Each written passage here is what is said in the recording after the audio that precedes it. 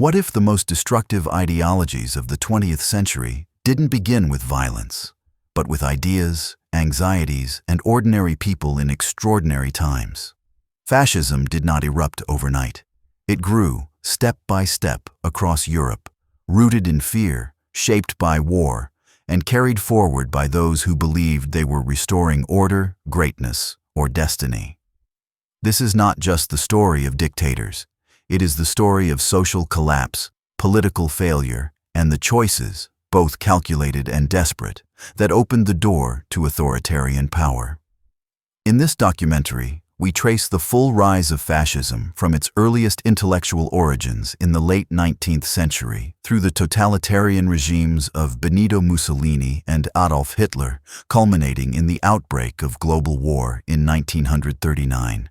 We will examine how fascist ideas took hold, why they appealed to so many, and how they moved from the margins of politics to the center of power. Along the way, we will meet the thinkers, soldiers, opportunists, and revolutionaries who shaped this story and see how their actions changed the course of history. This is not just a tale of the past. It is a study of how societies break down, how democracies can decay, and how authoritarian movements can rise when people lose faith in the systems that govern them. The story begins long before the uniforms and speeches, before the marches and the war. It begins with a crisis of belief in a Europe struggling to define itself in the modern world. Let's begin. In the final decades of the 19th century, Europe was changing quickly. Industrial cities were growing, populations were shifting, and traditional social orders were beginning to strain under the weight of modern life. The continent had just experienced the unifications of Germany and Italy, two major reshaping events that redefined power in Central and Southern Europe. These political revolutions were not driven by democratic ideals alone. They were deeply influenced by nationalist ambitions, a desire to unify people around common language, culture, and identity. Nationalism, however, was not a single idea. It could mean the democratic drive for self-rule, but it could also take a darker, exclusionary form. By the late 19th century, a more aggressive, authoritarian strain of nationalism had begun to emerge, one that emphasized ethnic purity, militarism, and the supremacy of the nation-state above all else. This was not yet fascism, but its foundations were being laid. In Germany, the unification of 1871 under Otto von Bismarck was a turning point. The newly formed German Empire was built on military victory and Prussian discipline, not liberal democracy. Bismarck had used nationalism as a tool of state power. The message was clear. The strength of a nation came not from freedom, but from order and unity. In Italy, the process had been more chaotic, but the result was similar. After decades of regional struggles, the Kingdom of Italy had finally unified in the 1860s.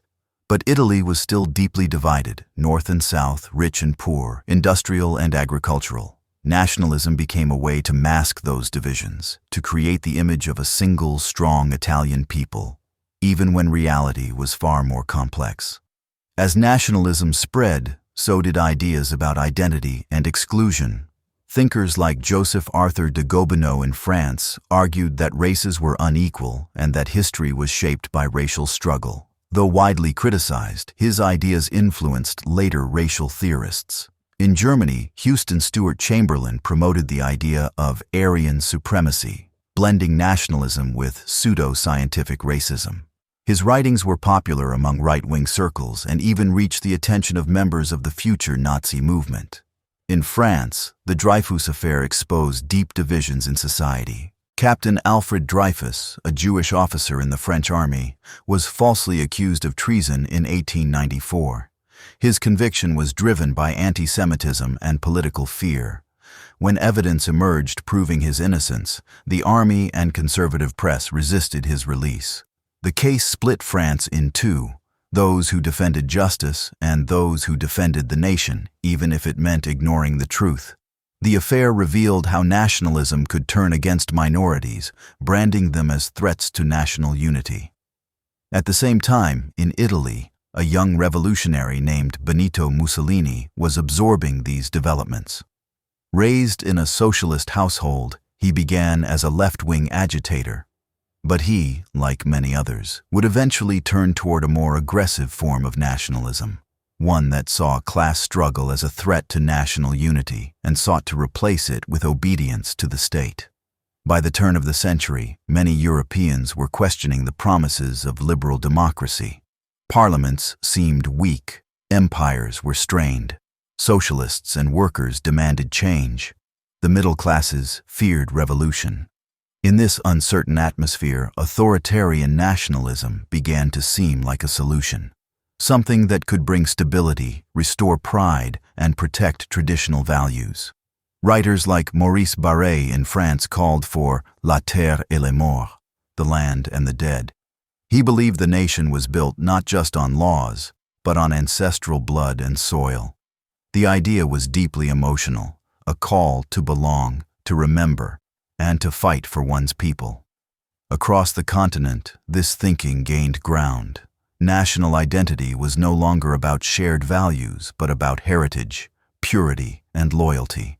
In the Austro-Hungarian Empire, nationalist tensions were tearing the empire apart. Slavic minorities pushed for independence, while German and Hungarian elites clung to power. The ruling structure was too slow to adapt, and resentment festered. The Serbian nationalist movement, for instance, dreamed of uniting all South Slavs in a single nation, a dream that would eventually collide violently with the Austro-Hungarian system. Meanwhile, in Russia, the Tsarist regime promoted Orthodox Christianity, Russian language, and autocracy. Minorities faced repression. The regime feared revolutionaries and liberals alike. Nationalism here meant absolute loyalty to the Tsar and the Russian way of life. It was rigid and deeply suspicious of outside ideas. What united many of these movements was their rejection of liberalism. They saw parliamentary politics as weak, internationalism as dangerous, and individual rights as selfish. Instead, they imagined the nation as a living organism where the individual served the greater body. This idea of the nation above all would become central to fascist ideology. Another critical influence came from the idea of social Darwinism. Misapplying Charles Darwin's theories, thinkers argued that nations and races were in constant struggle for survival. Only the strongest would endure. This view encouraged militarism, competition, and conquest. Peace was seen not as a goal, but as a sign of weakness. War, on the other hand, was framed as a purifier, a force that could renew and strengthen the nation. These ideas did not remain in books, they shaped political movements.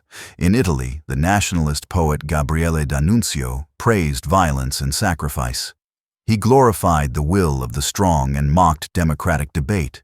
He would later become a hero to fascists after leading an armed occupation of the city of Fiume in 1919, a preview of the political theater that would become common under fascist regimes. As Europe moved into the early years of the 20th century, these ideological currents gained strength. They appealed to a wide audience: veterans, conservatives, nationalists, disillusioned socialists, and even intellectuals. What they all shared was a belief that the old systems were failing and that only a strong nation, united, pure, and powerful, could face the challenges ahead. The assassination of Archduke Franz Ferdinand in 1914 by a Serbian nationalist was the spark, but the fire had been building for decades. The First World War would shatter Europe's old order, but the foundations of authoritarian nationalism were already firmly in place. It would take only a few more years and a global war to turn these ideas into political movements with real power. When war erupted across Europe in the summer of 1914, many greeted it not with fear, but with celebration. Politicians and newspapers spoke of honor, duty, and quick victory. Young men rushed to enlist, driven by national pride and the belief that this war would renew their countries and give their lives meaning. But what began as patriotic enthusiasm soon turned into one of the most devastating conflicts the world had ever seen. World War I shattered the illusion that European civilization was on a steady path toward progress. Over the course of 4 years, tens of millions were killed, wounded, or displaced. Entire empires, the Austro-Hungarian, the Ottoman, the Russian, and the German, collapsed. The war did not just destroy cities and armies. It broke faith in liberal institutions, undermined old political orders, and left vast populations searching for new answers. The industrial scale of the violence was unprecedented. Trenches stretched across Western Europe from the North Sea to the Swiss border. Soldiers endured mud, rats, artillery shells, and gas attacks. The Battle of the Somme in 1916 alone produced over 1 million casualties. The war had become a grim routine of attrition, not glory. People who had expected triumph found themselves trapped in horror. For many who survived, the experience of war changed how they saw the world. The values that had shaped the 19th century, reason, gradual reform, international cooperation, seemed naive or even dangerous. In their place grew a fascination with strength, action, and sacrifice.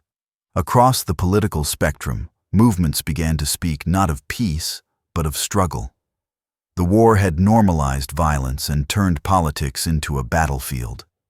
In Italy, the sense of betrayal ran deep. Italy had joined the war in 1915 on the side of the Allies, hoping to gain territory from Austria-Hungary. Instead, the war brought enormous human cost and only modest rewards. Over 600,000 Italians died, and the economy collapsed. When the peace treaties failed to deliver all the lands Italy had expected, particularly in the Adriatic region, nationalists denounced what they called the mutilated victory. This sense of being cheated by liberal leaders and foreign powers would soon fuel fascist anger. Germany faced even greater humiliation. By the end of 1918, German forces had been pushed back, but the country itself had not been invaded.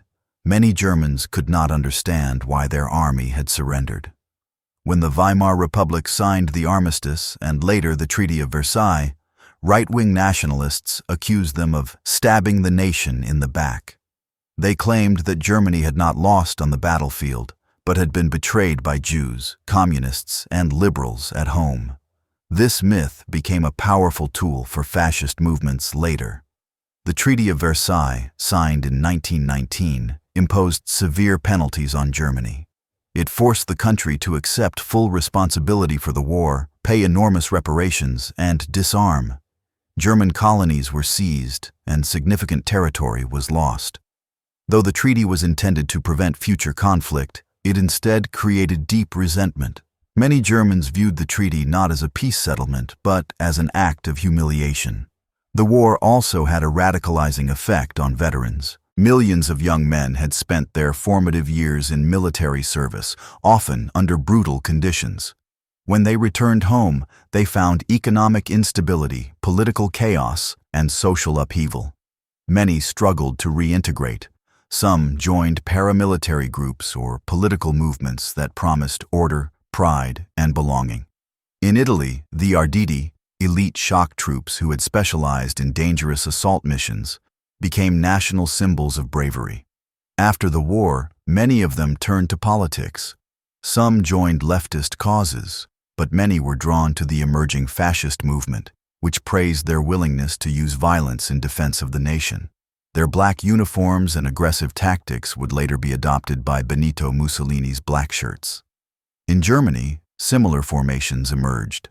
The Freikorps, made up largely of former soldiers, fought against communist uprisings and ethnic minorities in the chaos that followed the war. They were brutal, disciplined, and deeply nationalist. Though technically outside the military, they acted with the tacit approval of conservative elites. The Freikorps became a training ground for many future Nazi leaders, including Ernst Röhm and Heinrich Himmler. The political left was also growing, particularly in countries like Germany and Hungary. Inspired by the Russian Revolution of 1917, workers and soldiers formed councils, demanded control of industry, and challenged traditional elites. In Bavaria, a short-lived Soviet-style republic was declared. These movements terrified conservatives and nationalists who saw them as signs of an international communist conspiracy. Fear of Bolshevism became a powerful motivator for the far right. In Russia itself, the war had led to complete collapse. The February Revolution of 1917 overthrew Tsar Nicholas II, ending centuries of Romanov rule. The October Revolution later that year brought the Bolsheviks to power. Vladimir Lenin and his party promised peace, land, and bread. But they also established a one-party state built on repression and class warfare. To both supporters and enemies, this was proof that liberal democracy was finished. It seemed the future belonged either to communism or to something just as radical on the opposite side. In France and Britain, the war had been won, but the cost was staggering. Millions had died, economies were damaged, and the social fabric was stretched thin. In many cases, returning veterans found themselves disillusioned with the governments they had fought for. The old aristocratic order had lost much of its credibility, and radical voices on both the left and the right grew louder. Political instability and economic uncertainty were not limited to the defeated nations. What emerged across post-war Europe was a crisis of belief. Traditional political systems no longer inspired confidence. Liberal democracy seemed too slow, too compromised, too weak to solve the pressing problems of the day. Economic hardship, national humiliation, and cultural anxiety were widespread. In this vacuum, new movements promised strength, unity, and national rebirth. Fascism was not yet fully formed, but the raw materials were now present. The war had glorified violence, legitimized authoritarian rule, and taught a generation to see politics as a matter of survival. Nationalist myths, racial theories, and fear of revolution were now deeply embedded in public discourse. Political movements that once had been considered fringe began to seem like viable alternatives. Benito Mussolini, a former socialist and war veteran, would soon begin to organize these sentiments into a political force. In Germany, a fringe group called the German Workers' Party was just starting to attract new members, including a frustrated Austrian soldier named Adolf Hitler. Around them, a new era was beginning, one where mass politics, authoritarian control, and nationalist ideology would combine in ways the world had never seen before.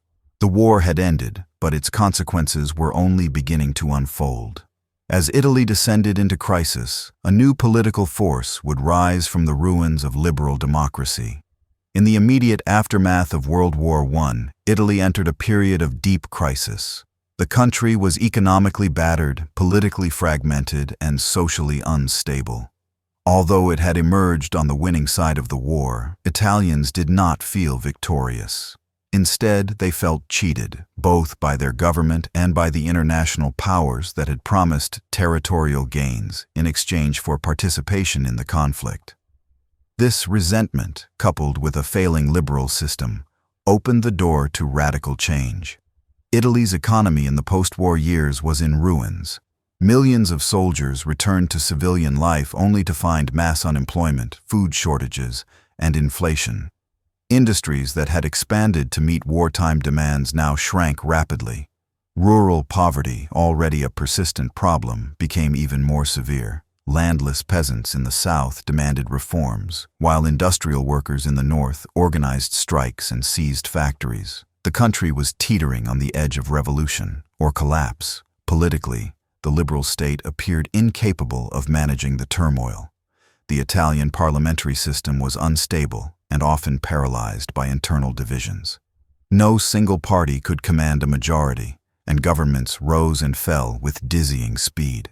As public confidence eroded, Italians began to search for alternatives.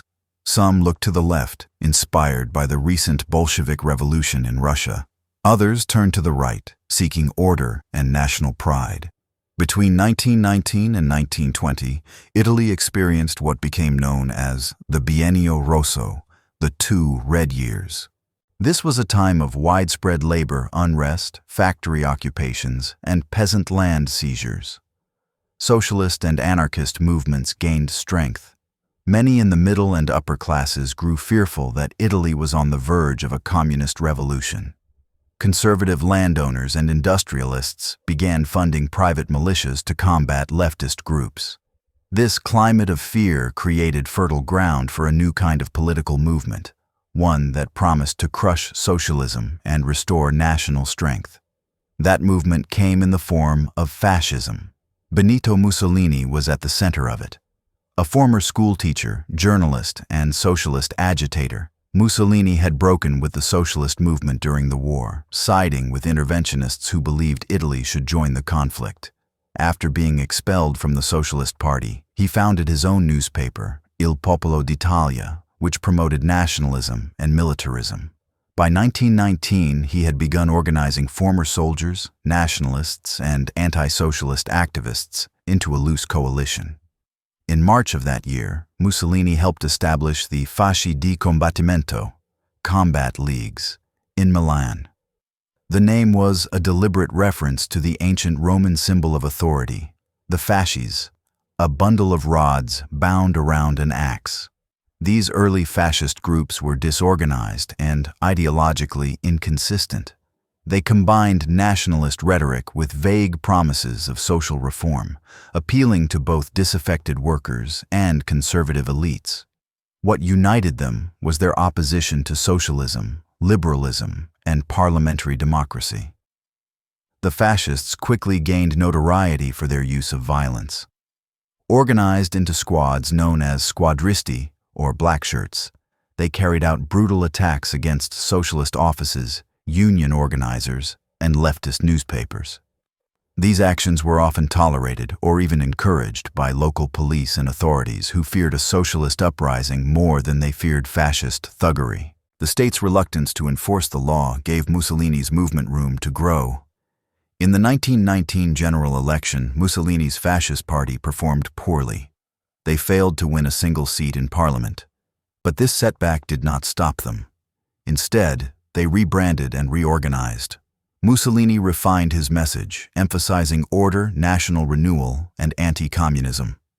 The fascists began forming alliances with conservative politicians, landowners, and industrialists who saw them as a useful force to restore control and protect their interests. By 1921, the tide had shifted. The Fascist Party entered parliament with over 30 seats. More importantly, they had established themselves as a dominant force in Italian street politics. The fascists now operated as a paramilitary organization with political backing. They used violence strategically, not only to eliminate opposition, but to create the impression that only they could restore peace and order. Mussolini's personal style helped elevate his movement. He was charismatic, theatrical, and instinctively understood the power of spectacle. He presented himself as a man of action, a warrior for the nation, and a bulwark against chaos. Though often contradictory in his statements, he projected certainty in a time of uncertainty. His image resonated with many Italians who felt abandoned by traditional parties and fearful of revolution. By 1922, Italy's liberal state was nearing collapse. The sitting government, led by Prime Minister Luigi Facta, was weak and unable to control rising violence between fascists and socialists.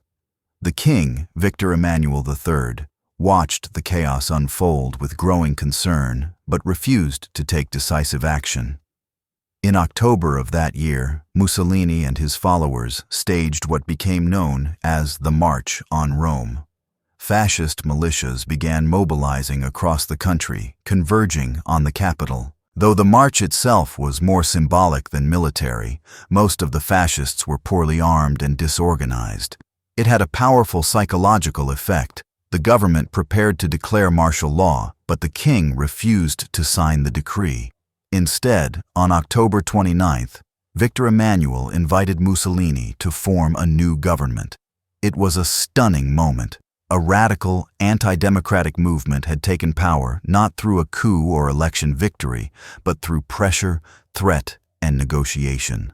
Mussolini arrived in Rome by train and was sworn in as prime minister. Though still operating within the framework of the Constitution, Mussolini's appointment marked the beginning of a new era. The liberal order had effectively surrendered, hoping that Mussolini could bring stability without destroying the system altogether. Many believed they could control him, that he would serve their interests while taming the extremes. They were wrong. What followed was the gradual transformation of Italy into a fascist state. But in these early years, Mussolini's rise revealed a dangerous truth. that democratic systems can collapse not only through revolution, but through fear, weakness, and the willingness of elites to sacrifice liberty for order. When Benito Mussolini became prime minister in late October of 1922, he did so with the appearance of legality. He had been invited by the king to form a government, his party held seats in parliament, and he spoke publicly of cooperation with the constitutional system.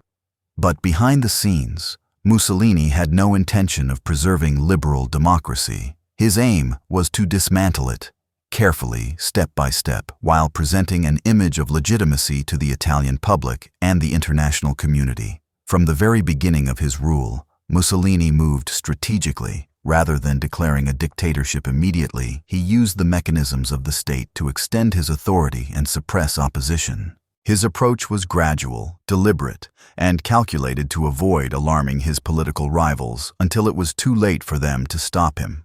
In the first months of his government, Mussolini formed a coalition that included liberals, conservatives, and members of the Catholic Party. This gave the illusion of broad support and helped reassure Italians who were still uncertain about the fascist movement. But behind this coalition, Mussolini relied on the loyalty and violence of the blackshirts, his paramilitary squads who continued to intimidate, attack, and silence opponents throughout the country. One of Mussolini's early successes was winning the support of key institutions. He worked to gain the favor of the monarchy, the Catholic Church, and the military, all of which were critical to the functioning of the state. He assured King Victor Emmanuel III that the monarchy would be preserved and respected. To the Church, he promised to protect Catholic values and oppose socialism. To the military, he pledged to restore national pride and expand Italy's influence abroad. These alliances would prove vital in the years ahead. In July of 1923, Mussolini introduced the Acerbo Law, a seemingly technical change to the electoral system. The law stated that any party receiving the largest share of the vote, so long as it was at least 1/4, would automatically receive 2/3 of the seats in parliament. The measure was passed with support from conservatives and centrists who hoped it would bring stability. But in reality, it paved the way for fascist dominance. The following year, in the national election of 1924, Mussolini's fascists, now operating under the banner of the National Fascist Party, used intimidation, fraud, and violence to secure a majority. Blackshirt squads harassed voters, disrupted opposition rallies, and stuffed ballot boxes. Officially, the fascists won just over 65% of the vote, giving them control of parliament. The Acerbo Law had worked exactly as planned. Not everyone was willing to remain silent. One of the few outspoken critics in parliament was Giacomo Matteotti, a socialist deputy who openly condemned the fascist regime for its brutality and corruption. In a powerful speech in June of 1924, Matteotti accused the government of electoral fraud and repression. He demanded the election results be annulled and called for an investigation. Less than 2 weeks later, Matteotti disappeared. His body was found weeks later, buried in a shallow grave outside Rome.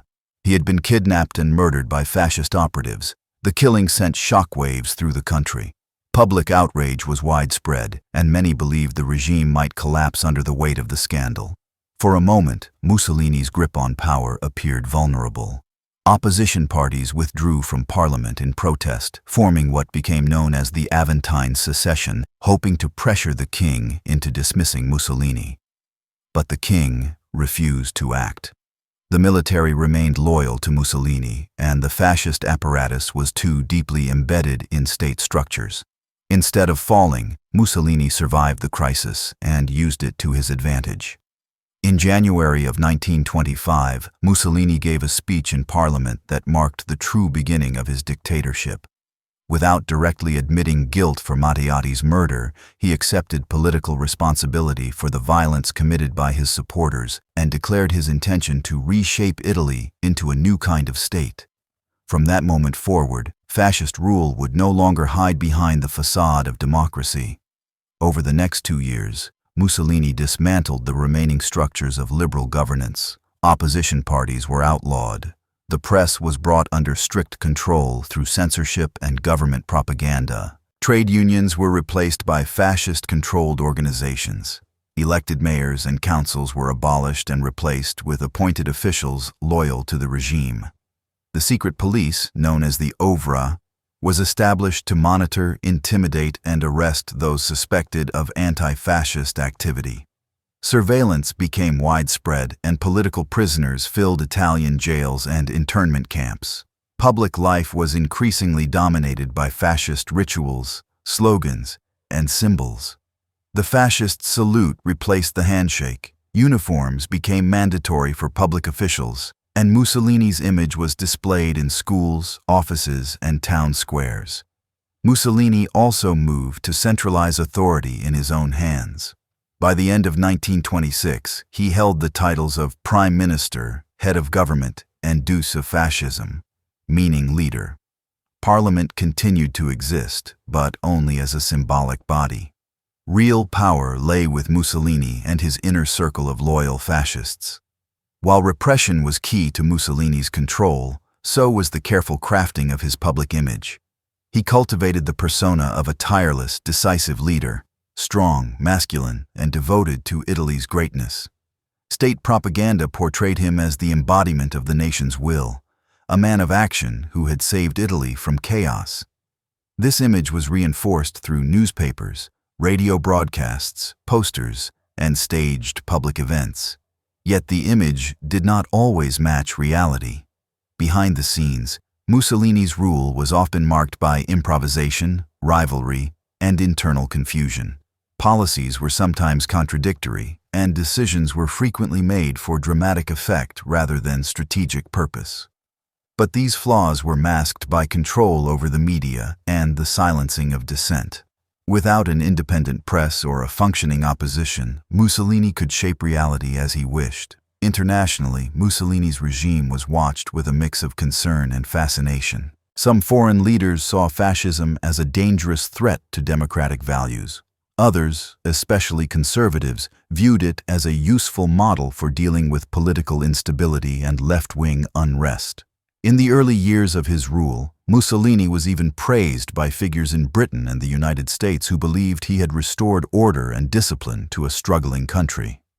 By 1926, the transformation of Italy was largely complete. The liberal system had been destroyed from within, not by revolution, but by calculated erosion. Fascism had become the first successful model of a modern authoritarian regime in Western Europe, one that rejected both communism and liberal democracy in favor of centralized power, mass mobilization, and nationalist ideology. What had started as a movement of ex-soldiers and disillusioned radicals had become a one-party state. Mussolini had shown that it was possible to seize power through legal means and then eliminate the legal system itself.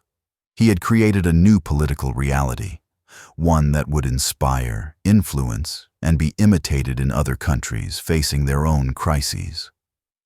In the years following the First World War, Germany underwent one of the most chaotic and transformative periods in modern European history. From the collapse of the imperial monarchy to the birth of the Weimar Republic, the country moved from military defeat to fragile democracy, all while facing economic collapse, political extremism, and national humiliation. This period did not just unsettle Germany. It created the conditions in which radical ideologies could take root and in which fascism would soon find a powerful home. When the German Empire collapsed in November of 1918, it marked the end of centuries of monarchical rule. Kaiser Wilhelm II abdicated and fled to the Netherlands. In the vacuum that followed, German political leaders scrambled to establish a new form of government that could bring order and stability. The result was the Weimar Republic, named after the city where the new democratic constitution was drafted in 1919. The Weimar Constitution created a modern parliamentary democracy. It guaranteed civil liberties, allowed for universal suffrage, and established a system of proportional representation. On paper, it was one of the most progressive political systems in Europe. But from the beginning, it faced overwhelming challenges, both from outside and from within. One of the most immediate and devastating challenges came from the Treaty of Versailles. Signed in June of 1919, the treaty placed full responsibility for the war on Germany and imposed severe penalties. Germany was required to pay massive reparations to the Allied powers, surrender territory, reduce its military, and give up all overseas colonies. The treaty was viewed by many Germans as a national humiliation, what they called the Diktat of Versailles. This belief was not limited to extremists. It was shared widely across the political spectrum. The economic impact was equally severe. Germany's economy had already been weakened by the war. The reparations burden, combined with the loss of industrial territory such as the Saar Basin and parts of Silesia, pushed the country into deeper financial crisis. Inflation soared. The value of the German mark began to plummet. Savings were wiped out, and ordinary families found themselves unable to afford basic necessities. Political violence became a near-daily reality. In the early years of the Republic, both the far left and the far right attempted to seize power through uprisings. In 1919, the Spartacist uprising, led by radical communists Rosa Luxemburg and Karl Liebknecht, was crushed by government forces with the help of right-wing paramilitaries known as the Freikorps. Luxemburg and Liebknecht were murdered, and the message was clear. The new republic would not tolerate revolution. But the use of the Freikorps to suppress the left created its own problems. These groups were deeply nationalist, militaristic, and anti-democratic. Many of their members viewed the Weimar government as weak and illegitimate. In March of 1920, a group of right-wing military officers staged the Kapp Putsch, an attempted coup in Berlin. Although the putsch failed after a general strike paralyzed the capital, it revealed just how fragile the republic truly was. Amid this chaos, conspiracy theories flourished. One of the most damaging was the so-called stab-in-the-back myth. According to this belief, Germany had not lost the war on the battlefield, but had been betrayed by civilians at home, especially socialists, communists, and Jews. This narrative was false, but it gained traction among nationalist and conservative circles. It became a central theme for right-wing propaganda and laid the emotional groundwork for later fascist movements. Cultural change added to the sense of instability. The Weimar years were a time of artistic experimentation, sexual freedom, and modernist expression, particularly in cities like Berlin. While celebrated by some, these shifts alarmed many others, especially in rural and conservative regions. To them, the Weimar Republic represented not progress, but moral decay.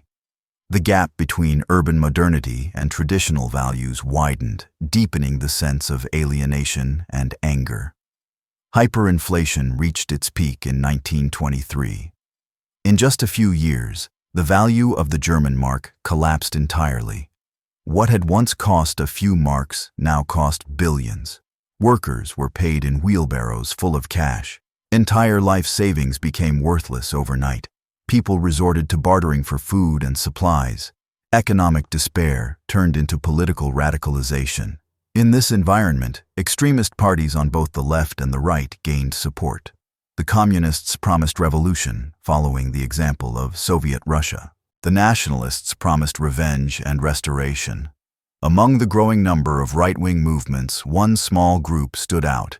The German Workers' Party, later renamed the National Socialist German Workers' Party, or Nazi Party. At the time, the Nazi Party was a fringe group based in Munich. It was founded in 1919 and attracted former soldiers, ultranationalists, and anti-Semites. In 1920, a young man named Adolf Hitler joined the party. A veteran of the war and a failed artist, Hitler quickly rose through the ranks due to his powerful oratory and his talent for propaganda. By 1921, he had become the party's leading figure. Hitler's early speeches blamed Germany's problems on a familiar list of enemies: Marxists, Jews, liberal politicians, and the Treaty of Versailles. He portrayed the Nazis as the only force capable of restoring German pride, defeating communism, and creating a new national community. The message was simple, emotional, and often violent. In November of 1923, Hitler and his followers attempted to overthrow the Bavarian government in what became known as the Beer Hall Putsch. Inspired by Mussolini's March on Rome, Hitler believed he could seize power by force. He and several hundred Nazi supporters stormed a beer hall in Munich where government officials were meeting, declaring a national revolution. The coup failed. Police opened fire, several Nazis were killed, and Hitler was arrested. He was tried for treason and sentenced to 5 years in prison, though he would serve only a little over 1 year. But the putsch was not the end of his political career. It was, in many ways, the beginning. During his time in prison, Hitler would write the first volume of Mein Kampf, outlining his ideology and future plans for Germany. The failure of the Beer Hall Putsch marked a turning point. Hitler came to understand that power in Germany could not be seized by force alone. It would have to be achieved through legal means, by building a mass movement, winning elections, and then dismantling democracy from within. As Germany entered the mid-1920s, a period of temporary economic stabilization began, aided by foreign loans and a new currency. But the wounds of the early Weimar years had not healed. The memory of humiliation, the anger at Versailles, the fear of revolution, and the desire for national rebirth remained strong beneath the surface. The stage was now set for the next phase of fascist development, not in the shadows of violent coups, but in the open arenas of democratic politics. Hitler had learned from Mussolini. The next time he made a bid for power, he would not fail. In the turbulent early years of the Weimar Republic, Germany was a nation in search of direction. Political parties rose and fell with alarming speed. The economy lurched from crisis to crisis, and social tensions simmered just below the surface. Amid this instability, Adolf Hitler, still an emerging figure on the fringes of German politics, began to reshape his political movement into something more ambitious and dangerous. The failed coup attempt, known as the Beer Hall Putsch, followed by Hitler's imprisonment and the writing of Mein Kampf, would not only transform his political strategy, but also lay the ideological foundations for a movement that would eventually seize control of Germany. What began as a reckless act of rebellion would become a calculated path to power. By late 1923, conditions in Germany were approaching collapse. That year had seen the peak of the hyperinflation crisis, with the value of the German mark reduced to absurd levels. Ordinary people could no longer afford bread, and savings accumulated over a lifetime were rendered worthless. Economic despair created fertile ground for political extremism. People were not just angry, they were desperate.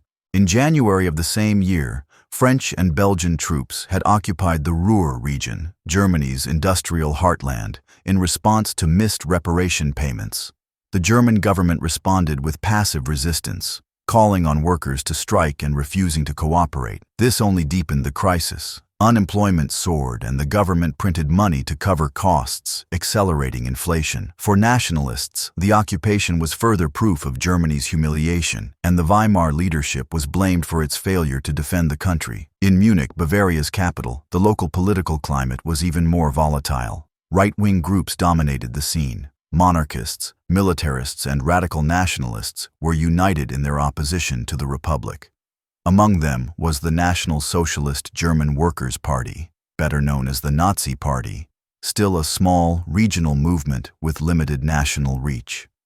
Adolf Hitler, who had joined the party in 1920, had by now become its most prominent voice. He was a skilled speaker who could captivate angry, disillusioned audiences. He spoke in crowded beer halls, mixing fiery rhetoric with theatrical gestures. His message was simple and emotionally charged. Germany had been betrayed by Jews, Marxists, and the weak democratic government. Only a new, strong national movement could restore pride and order. Hitler drew inspiration from Benito Mussolini's March on Rome, which had brought the Italian fascist leader to power in 1922. He believed that a similar direct action could succeed in Germany, especially in Bavaria, where local authorities were sympathetic to right-wing causes.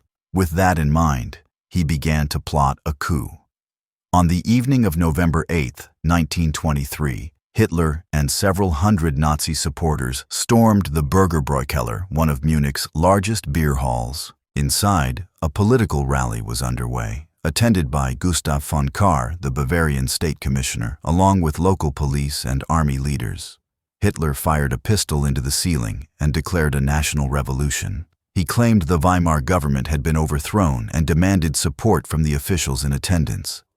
Initially, it appeared that Hitler might succeed. Von Kahr and others seemed to go along with the plan, either out of fear or tactical hesitation. That night, Hitler and his associates, most notably General Erich Ludendorff, a respected World War I figure, believed they had taken control of Munich. But by morning, the tide had turned. The government reasserted control, and the police and army refused to support the uprising. On November 9th, Hitler and around 2,000 followers marched toward the center of Munich, hoping to seize key buildings. They were met by armed police near the Feldherrnhalle, a monument in the city. Shots were fired. 16 Nazis and 4 police officers were killed. Hitler was arrested 2 days later, and the coup collapsed. The beer hall putsch was a complete failure in military and political terms. The Nazi Party was banned, and Hitler was charged with high treason. But the consequences of the putsch were far more complex, and ultimately beneficial to Hitler's long-term goals. Hitler's trial began in February of 1924 and lasted over a month. Rather than deny his actions, he used the courtroom as a political stage. He admitted to trying to overthrow the government, but framed it as a patriotic act. He presented himself as a defender of the German nation, a soldier standing against betrayal and weakness. His speeches during the trial were widely covered in the press, giving him national exposure for the first time. The judges, who were sympathetic to nationalist causes, sentenced Hitler to 5 years in prison but allowed him the possibility of early release. He was sent to Landsberg prison, a relatively comfortable facility where he received visitors and enjoyed lenient conditions. He would serve only about 13 months of his sentence. It was during this time that Hitler began writing Mein Kampf, or My Struggle, a work that was part autobiography, part political manifesto. Dictated to his loyal follower Rudolf Hess, the book laid out Hitler's worldview with disturbing clarity. Mein Kampf blended extreme nationalism, racial theory, anti-Semitism, and anti-communism into a single ideological framework. Hitler argued that history was a racial struggle, that Jews were responsible for Germany's decline, and that the future of the German people depended on territorial expansion, especially toward the east. He called this goal Lebensraum, living space, and claimed it was Germany's right to conquer and colonize lands in Eastern Europe. Hitler also attacked the Weimar Republic, democratic institutions, and the principle of equality. He envisioned a state led by a single, strong leader, a Führer, who would embody the will of the people and act decisively, unbound by legal or moral constraints. The book was rambling and often incoherent, but it revealed the ideological core of what would later become Nazi doctrine. At the time of its publication, Mein Kampf did not attract much attention. The Nazi Party was still banned, and Hitler was considered a marginal figure by many in mainstream politics. Yet the book became a critical foundation for the movement he would soon rebuild. Upon his release from prison in December of 1924, Hitler emerged with a new strategy. The putsch had taught him that seizing power by force would not succeed, at least not yet.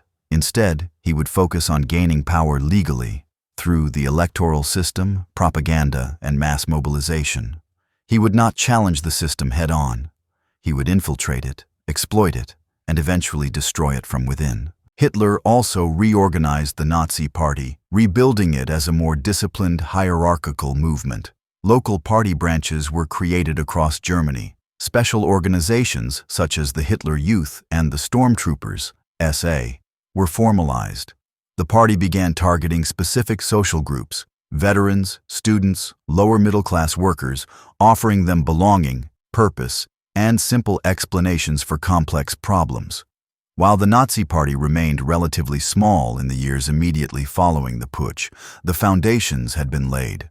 Hitler now had national recognition, a clear ideological message, and a vision for how to turn discontent into power. The next phase of his rise would depend not on street violence or failed coups, but on the political and economic shifts that would shake Germany once again before the end of the decade. When the Great Depression hit in the final years of the 1920s, it would offer Hitler the opportunity he had been waiting for. While fascism is most commonly associated with Italy and Germany, its appeal was never confined to those two nations alone. In the years between the two world wars, authoritarian nationalism, militarist rhetoric, and anti-liberal ideology gained traction in various countries across Europe and beyond. These movements differed in form and intensity, but they shared a similar core: a rejection of democracy, a glorification of the nation, and a willingness to use violence and propaganda to achieve political goals. To understand the global dimensions of fascism, one must first recognize the broader context of the interwar period. Across the continent, liberal democracies were in crisis. The economic aftermath of the First World War, followed by political instability and cultural anxiety, created a sense of disorientation in many societies. In this atmosphere, fascism, or movements inspired by its principles, presented itself as a solution, offering national revival, social cohesion, and an escape from perceived chaos. In Spain, the seeds of authoritarian nationalism had been planted well before the Spanish Civil War erupted. During the 1920s, under the dictatorship of Miguel Primo de Rivera, the country experienced a form of conservative authoritarianism, though not yet fascism in the strict sense. Primo de Rivera dissolved the parliament, suspended the constitution, and ruled by decree with the backing of the monarchy and the military. While his regime lacked the mass mobilization or revolutionary vision of Italian fascism, it shared a contempt for parliamentary democracy and a belief in national regeneration through strong leadership. His son, José Antonio Primo de Rivera, would later found the Falange Española in the early 1930s, a true fascist movement inspired explicitly by Mussolini's Italy. The Falange called for a unified Catholic and authoritarian Spain, emphasizing discipline, hierarchy, and the subordination of the individual to the nation. Although small in numbers during its early years, the Falange would play a crucial role in supporting Francisco Franco's eventual rise during the Spanish Civil War. In Britain, fascism emerged in a different social context. The United Kingdom had avoided the worst economic and political catastrophes of post-war Europe, and its democratic institutions remained largely intact. Nevertheless, the country was not immune to the lure of authoritarian ideas. The British Union of Fascists, BUF, was founded in the early 1930s by Sir Oswald Mosley, a former member of Parliament who became disillusioned with the traditional party system. Mosley's movement adopted the aesthetics and slogans of Italian fascism: black uniforms, mass rallies, and anti-communist rhetoric. The BUF attracted attention, particularly during times of economic hardship and labor unrest, and Mosley presented himself as a modern leader who could cut through political deadlock. However, his increasing embrace of anti-Semitism and violent tactics alienated much of the British public. Unlike in Germany or Italy, the British state and society resisted fascism, and the movement remained marginal. In France, the story was more complex. The country had won the First World War but emerged deeply wounded. The costs of the war, the loss of life, and the ongoing trauma of national security left France vulnerable to political extremism. Throughout the 1920s and 30s, a number of far-right leagues and movements gained influence, including the Action Française, a monarchist and ultranationalist group led by Charles Maurras. While not strictly fascist, Maurras promoted ideas such as anti-parliamentarianism, anti-Semitism, and the supremacy of the nation, ideas that overlapped with core fascist principles. Other groups, such as the Croix de Feu, led by Colonel François de la Roque, blended militarism with a populist call for national unity.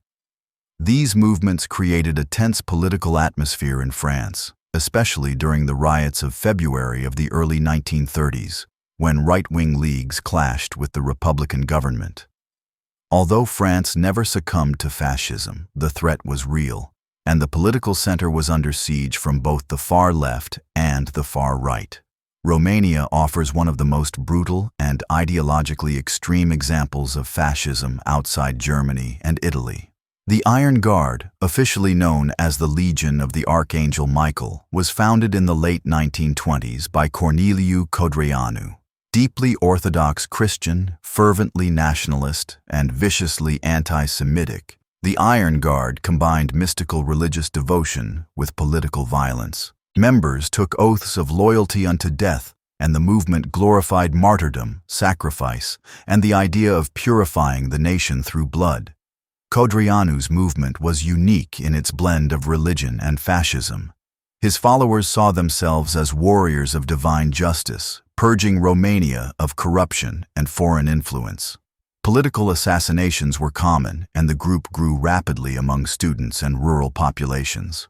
Although the Iron Guard would eventually clash with Romania's King Carol II and face temporary suppression, it left a lasting imprint on the country's political culture.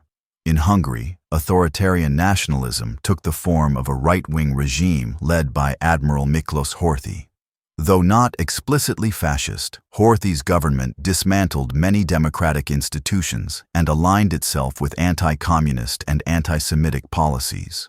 Fascist-style movements emerged under the surface, including the Arrow Cross Party, which would later collaborate with Nazi Germany and participate in horrific atrocities during the Second World War. In the Baltic states, similar authoritarian trends took hold. In Latvia, Lithuania, and Estonia, fragile democratic governments were replaced by authoritarian leaders who suspended constitutions, dissolved parliaments, and ruled by decree. These regimes did not fully embrace fascist ideology, but shared a common emphasis on national unity, order, and suppression of dissent. Even beyond Europe, fascist ideas began to spread. In Brazil, a movement known as the integralists, led by Plínio Salgado, adopted fascist-style rhetoric and organization. In Japan, elements of ultranationalism, emperor worship, and militarism bore similarities to fascist ideology, especially as the country moved toward imperial expansion and domestic repression in the 1930s. Across these diverse contexts, a pattern emerged. Fascism, or closely related authoritarian movements, found support where democratic systems were weak, where economic hardship created mass discontent, and where traditional elites felt threatened by social change. While each movement reflected its national context, they often shared key elements. A charismatic leader claiming to embody the will of the nation. The use of mass media and propaganda to build personality cults. A rejection of liberalism, pluralism, and parliamentary compromise. The glorification of youth, action, discipline, and national rebirth. The scapegoating of minorities, immigrants, or ideological enemies. These ingredients could be mixed in various ways, but they created a dangerous political formula. By the early 1930s, it was clear that fascism was not a passing phase. It had become an international challenge to the liberal order, and one that was still evolving.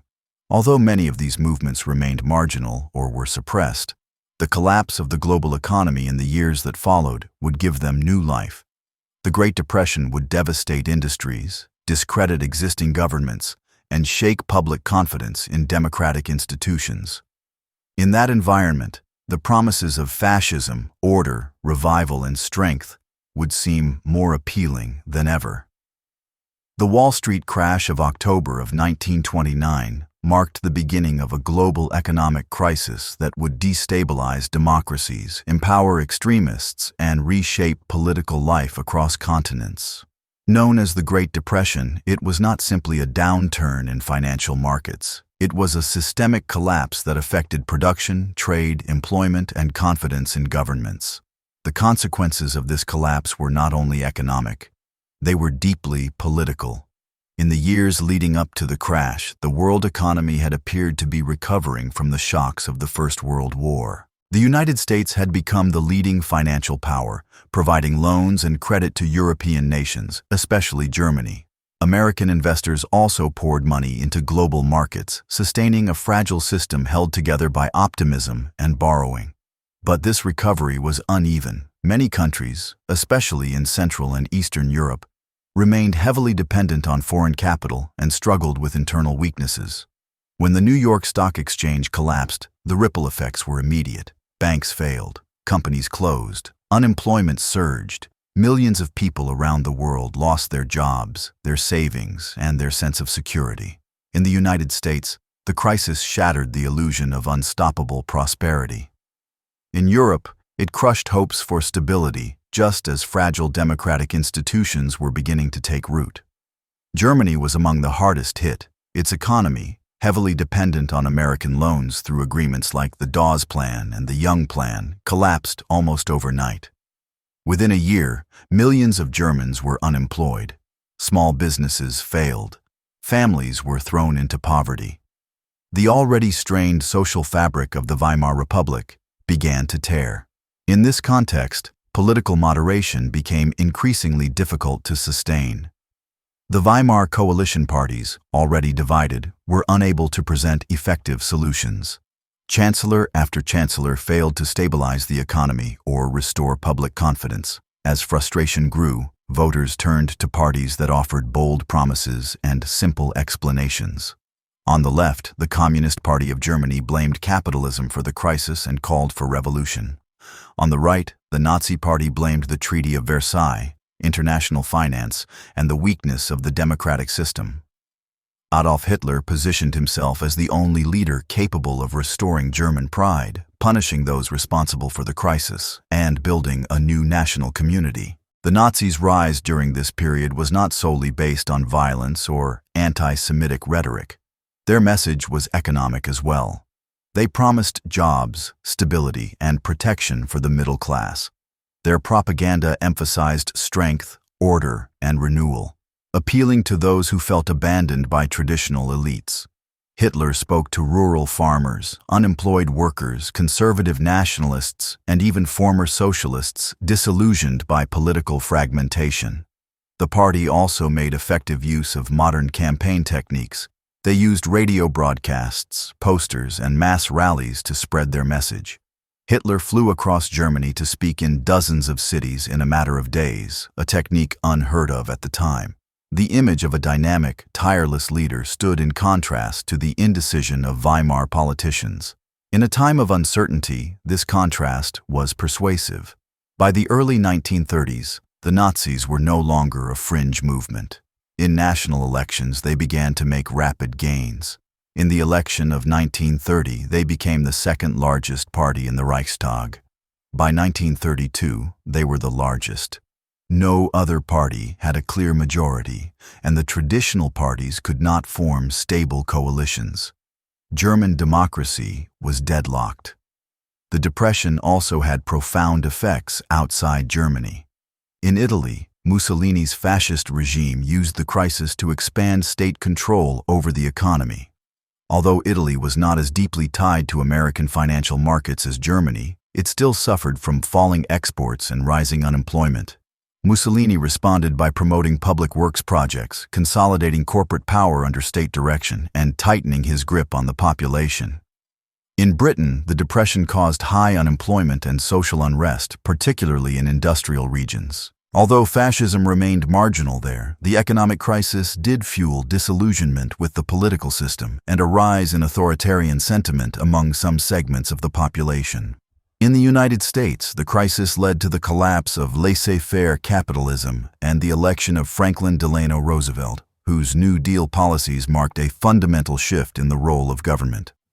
Roosevelt's success in stabilizing American democracy stood in contrast to the rise of authoritarian regimes elsewhere.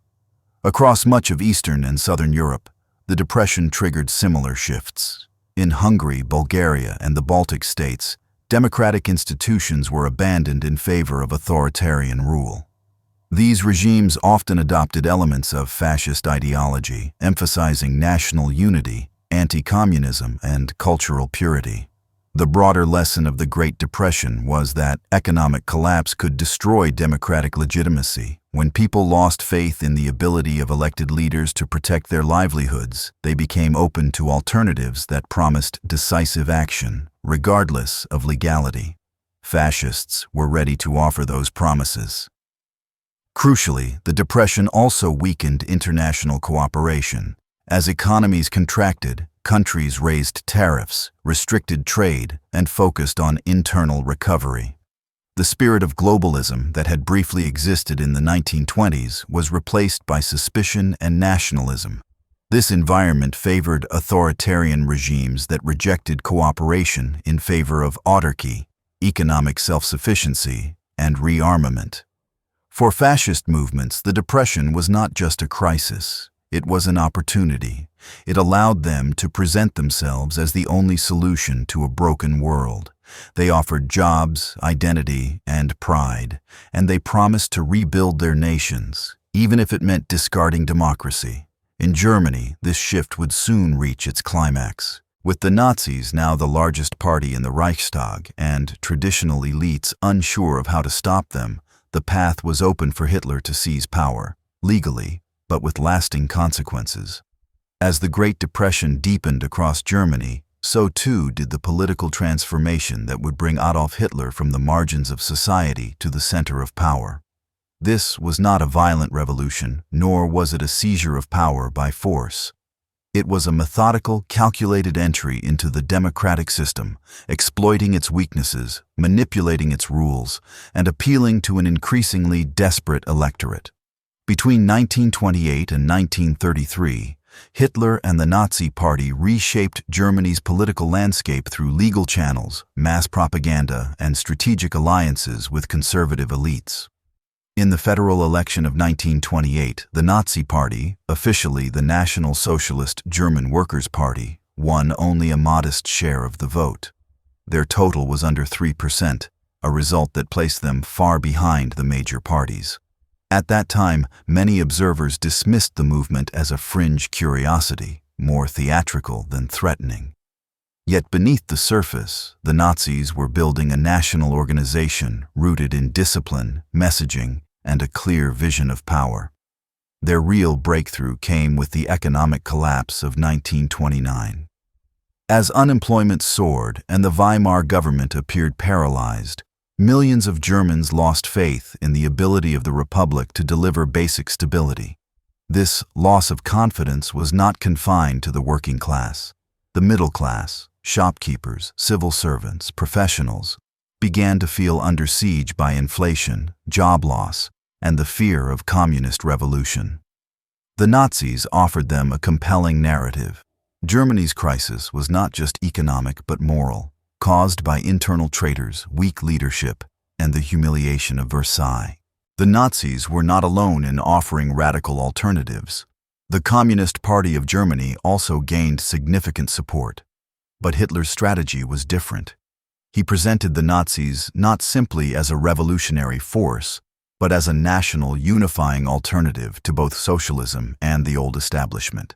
He tailored his message to different audiences. Workers heard promises of jobs and national renewal. Farmers were offered debt relief and protection from urban capitalism. Industrialists were assured that the Nazis would defeat communism and restore order. Central to this strategy was propaganda. The Nazis revolutionized political communication. They used newspapers, leaflets, posters, and public rallies on a scale previously unseen. Hitler's speeches were carefully staged events, complete with dramatic entrances, lighting, and mass participation.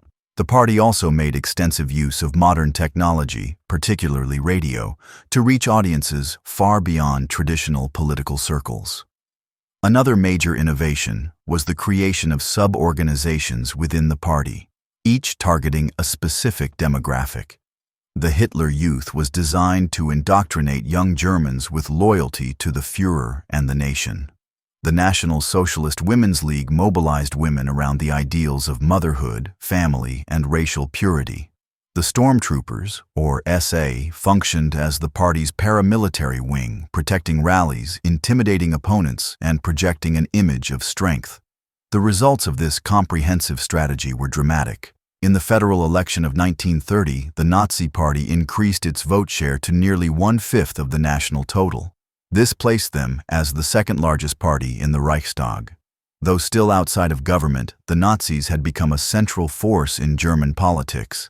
Yet Hitler's ultimate goal was not just to gain votes, it was to destroy the existing system and replace it with a new authoritarian regime. He understood that to do this, he needed more than popularity. He needed legitimacy, and that meant entering the halls of power.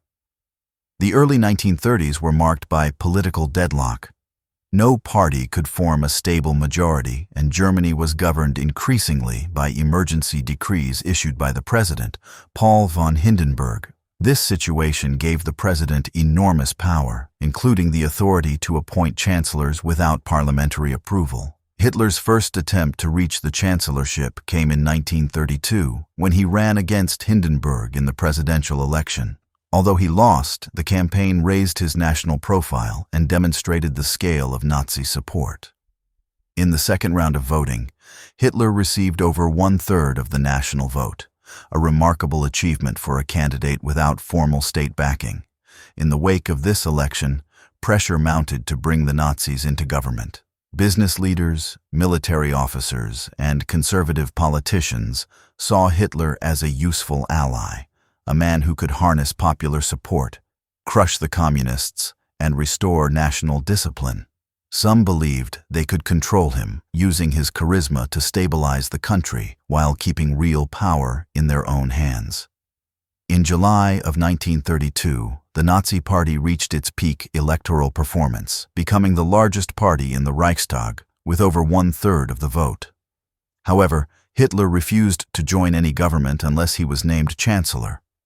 President Hindenburg, deeply skeptical of Hitler and still viewing him as a vulgar agitator, initially refused.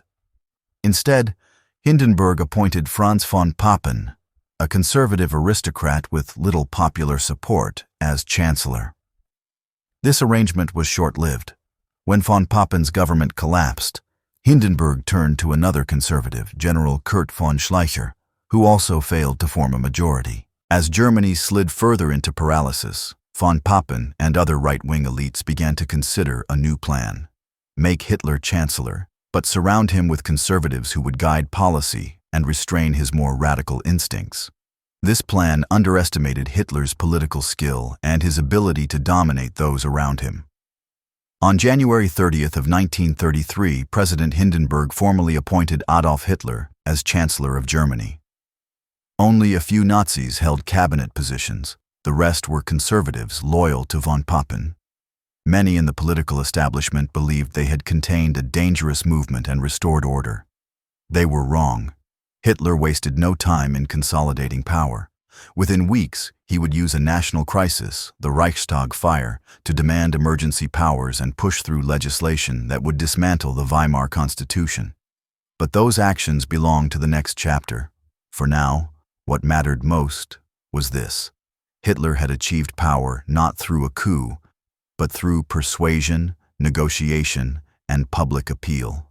He had climbed through the legal framework of a democratic state and positioned himself to tear it down from within.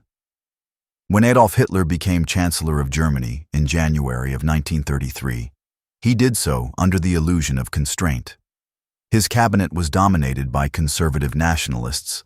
His powers were formally limited by the Weimar Constitution, and his appointment was orchestrated by elites who believed they could control him. But within a year, Hitler would dismantle the democratic structure of the Weimar Republic and replace it with a one-party dictatorship under his absolute control. This transformation was not instantaneous. It was the result of a carefully calculated series of steps: legal maneuvers, violent purges, and propaganda campaigns, each one expanding Nazi authority while weakening all opposition. It was also enabled by the reluctance of Germany's traditional power holders to confront the Nazi threat until it was too late. The first key event came just 4 weeks after Hitler's appointment. On the evening of February 27th of 1933, the Reichstag building, the seat of the German parliament, was set ablaze. The fire gutted the chamber and shocked the nation. A young Dutch communist, Marinus van der Lubbe, was arrested at the scene and quickly blamed for the arson. To this day, the true origins of the Reichstag fire remain debated. Some believe van der Lubbe acted alone. Others argue the Nazis themselves orchestrated the event to justify a crackdown. Regardless of who lit the flames, Hitler and his allies seized the moment. Within hours, Hitler convinced President Paul von Hindenburg to sign the Reichstag fire decree. This emergency order suspended key civil liberties across Germany, including the rights to free speech, free assembly, privacy of communications, and protection against arbitrary arrest. It allowed the government to imprison political opponents without trial and to suppress any publications deemed hostile to the state. The decree was presented as a temporary measure to protect public order. In practice, it was the death warrant for Germany's democratic institutions. The Nazis immediately unleashed a wave of repression. Thousands of communists, social democrats, trade unionists, and other perceived enemies of the regime were arrested. Leftist newspapers were shut down, meetings were banned, and party offices were raided. The German Communist Party was effectively destroyed within weeks. Though the Social Democratic Party still existed in name, it was severely weakened and under constant threat. With the left crushed and civil liberties suspended, Hitler moved to secure total control through legislation. On March 23 of 1933, he introduced the Enabling Act to the Reichstag. Formally titled the Law to Remedy the Distress of People and Reich, the bill would grant Hitler and his cabinet the authority to enact laws without parliamentary approval, even if those laws violated the Constitution. To pass, the Enabling Act required a 2/3 majority. Since many communist deputies were already imprisoned and others intimidated, the outcome depended on persuading the remaining centrist and conservative parties. The Catholic Center Party, led by Ludwig Kaas, ultimately supported the bill in exchange for vague promises of religious freedom and institutional respect. The vote was held in the Kroll Opera House as the original Reichstag was still in ruins. Surrounded by Nazi stormtroopers and under the gaze of armed SS guards, the deputies voted overwhelmingly in favor. Only the Social Democrats dared to oppose the measure, and their resistance was symbolic. The Enabling Act passed. Hitler now had the legal authority to rule by decree. With this law in hand, the Nazi regime began transforming German society. All political parties except the Nazi Party were banned. Trade unions were dissolved, and a new state-run labor organization replaced them. Regional governments were brought under central control. Education, culture, and the media were aligned with Nazi ideology. Propaganda played a central role in this consolidation. Joseph Goebbels, appointed Minister of Public Enlightenment and Propaganda, orchestrated a massive campaign to glorify Hitler, demonize enemies, and shape public opinion. Films, newspapers, posters, and radio broadcasts all served the party's message. Hitler was presented as Germany's savior, the embodiment of national destiny. While much of this process was wrapped in legal formality, violence remained essential. The SA, the stormtroopers, continued to intimidate opponents and enforce Nazi authority on the streets. Led by Ernst Röhm, the SA had grown into a massive paramilitary force numbering in the millions. Many of its members believed they were the true engine of the Nazi revolution and expected greater rewards now that their party was in power. But by mid-1934, the SA had become a liability. Röhm had ambitions of merging the SA with the regular German army, effectively placing the military under his command. This idea alarmed the army leadership and conservative elites, who still wielded considerable influence. Hitler, now chancellor with expanded powers, faced pressure to act. The result was a brutal purge that came to be known as the Night of the Long Knives. Between June 30th and July 2nd of 1934, Hitler ordered the arrest and execution of Röhm and many other SA leaders. Under the pretext of preventing a coup, the regime also eliminated other political enemies and inconvenient figures, some of whom had little or nothing to do with the SA. Former Chancellor Kurt von Schleicher and even conservative critics of Hitler were killed. The SS, led by Heinrich Himmler, carried out the purge with ruthless efficiency. This purge served several purposes. It neutralized the SA, reassured the army leadership, and demonstrated that Hitler was willing to use extreme violence to maintain control. It also allowed the SS to rise in prominence as the regime's elite force, loyal not to the state but to Hitler personally. The army, pleased by the removal of Röhm, pledged its loyalty to Hitler. When President Hindenburg died in August of that year, Hitler merged the offices of Chancellor and President, declaring himself Führer and Reich Chancellor. The German military, once a separate and proud institution, now swore a personal oath to Hitler, not to Germany, not to the Constitution, but to the man himself. By the end of 1934, the transformation was complete. What had begun as a constitutional government was now a one-man dictatorship. The Nazi Party controlled every branch of government, every lever of power, and every aspect of public life. Opposition had been silenced. Dissent had become dangerous. The rule of law had been replaced by the rule of fear. This rapid consolidation of power revealed the fragility of democratic institutions when faced with coordinated attack and public indifference. Hitler had used the tools of democracy, elections, laws, presidential authority, to destroy it. And he had done so with the cooperation or complacency of many who thought they could control him. With political power firmly consolidated by the end of 1934, the Nazi regime set out to reshape German society.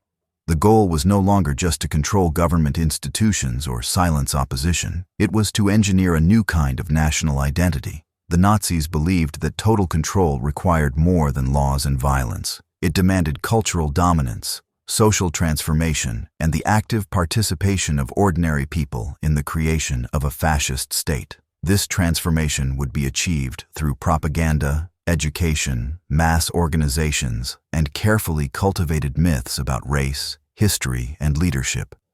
Every sphere of life, from childhood education to sports, from film to family life, became part of the Nazi project to mold minds and shape behavior. At the center of this cultural transformation was propaganda. Joseph Goebbels, as Minister of Public Enlightenment and Propaganda, understood that control over information meant control over thought. He believed that effective propaganda was not necessarily based on facts but on emotional appeal and repetition. The aim was not to inform, but to persuade, to create a reality in which Nazi ideals were accepted as natural, inevitable, and morally correct. Under Goebbels, all forms of media were brought under state control. Independent newspapers were shut down or absorbed into Nazi publishing houses. Radio became a key tool of communication. Affordable people's receivers were distributed widely, and broadcasts were filled with speeches, patriotic music, and ideological messages. Public loudspeakers were installed in town squares and factories so that even those without radios could be reached. Film was used not only to entertain but to educate and indoctrinate. The German film industry, already highly developed in the Weimar era, was brought under tight supervision. Directors and actors were expected to promote state-approved themes: heroism, racial purity, national sacrifice. One of the most well-known examples is Triumph of the Will, a documentary of the 1934 Nuremberg Rally directed by Leni Riefenstahl. Through grandiose visuals, choreographed mass displays, and reverent shots of Hitler, the film elevated the Nazi movement into something almost religious in nature. Education was another pillar of fascist cultural control. Schools were transformed into instruments of ideological instruction. Teachers were required to join the National Socialist Teachers League and were monitored for political reliability. Textbooks were rewritten to reflect Nazi worldviews, emphasizing racial theory, German military history, and loyalty to the Führer. Subjects like biology were used to teach eugenics, and even mathematics exercises included word problems referencing weapons or enemy groups. The goal was clear: to raise children who would not question authority, who saw the world through the lens of Nazi ideology, and who would eventually serve the state with unquestioning devotion. To reinforce these lessons outside the classroom, the Nazis created youth organizations. The most prominent was the Hitler Youth, which became mandatory for boys after the mid-1930s. Members wore uniforms, marched in formation, learned military discipline, and were taught to view Hitler as a father figure. Through outdoor camps, physical training, and ideological sessions, the organization aimed to produce obedient soldiers of the Reich. For girls, the counterpart was the League of German Girls. While boys were trained for war, girls were prepared for motherhood. The ideal German woman, according to Nazi doctrine, was healthy, pure, and devoted to raising racially valuable children. Motherhood was framed as a patriotic duty, and women were encouraged to leave the workforce and embrace traditional roles. Medals were awarded to women who had large families, and slogans emphasized children, kitchen, and church as the essence of female life. The Nazis also constructed a powerful mythology around race and national destiny. Central to this myth was the idea of the Volksgemeinschaft, or people's community, a vision of a unified German nation bound by blood, tradition, and shared purpose. This community excluded Jews, Roma, Slavs, people with disabilities, and anyone considered racially or ideologically impure. To foster this sense of unity, the regime organized massive public events. The annual Nuremberg rallies brought hundreds of thousands together in displays of orchestrated loyalty. These rallies were more than political gatherings. They were theatrical performances designed to create awe, devotion, and collective identity. Through flags, torches, chants, and symbols, individuals were absorbed into something larger than themselves. Art, music, and literature were likewise expected to serve the regime. Modernist styles, which had flourished under the Weimar Republic, were condemned as degenerate and replaced with art that celebrated strength, purity, and heroism. Museums were purged of works by Jewish or leftist artists, and only state-approved themes were allowed. Music by composers like Richard Wagner was promoted for its nationalist and mythic qualities, while jazz and other foreign styles were suppressed. Even architecture was used to express the grandeur of the regime. Hitler admired monumental design and sought to remake German cities as symbols of Nazi strength. Massive buildings, broad avenues, and neoclassical forms reflected a vision of order and permanence.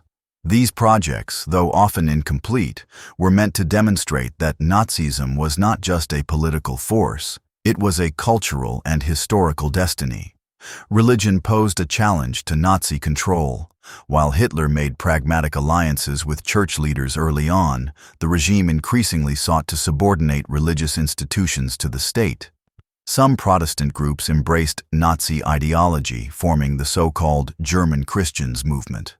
Others resisted, leading to the formation of the Confessing Church, which defended traditional Christian beliefs against state interference. The Catholic Church, though initially protected by a concordat signed with the Vatican, came under growing pressure as the regime advanced its secular, racial agenda.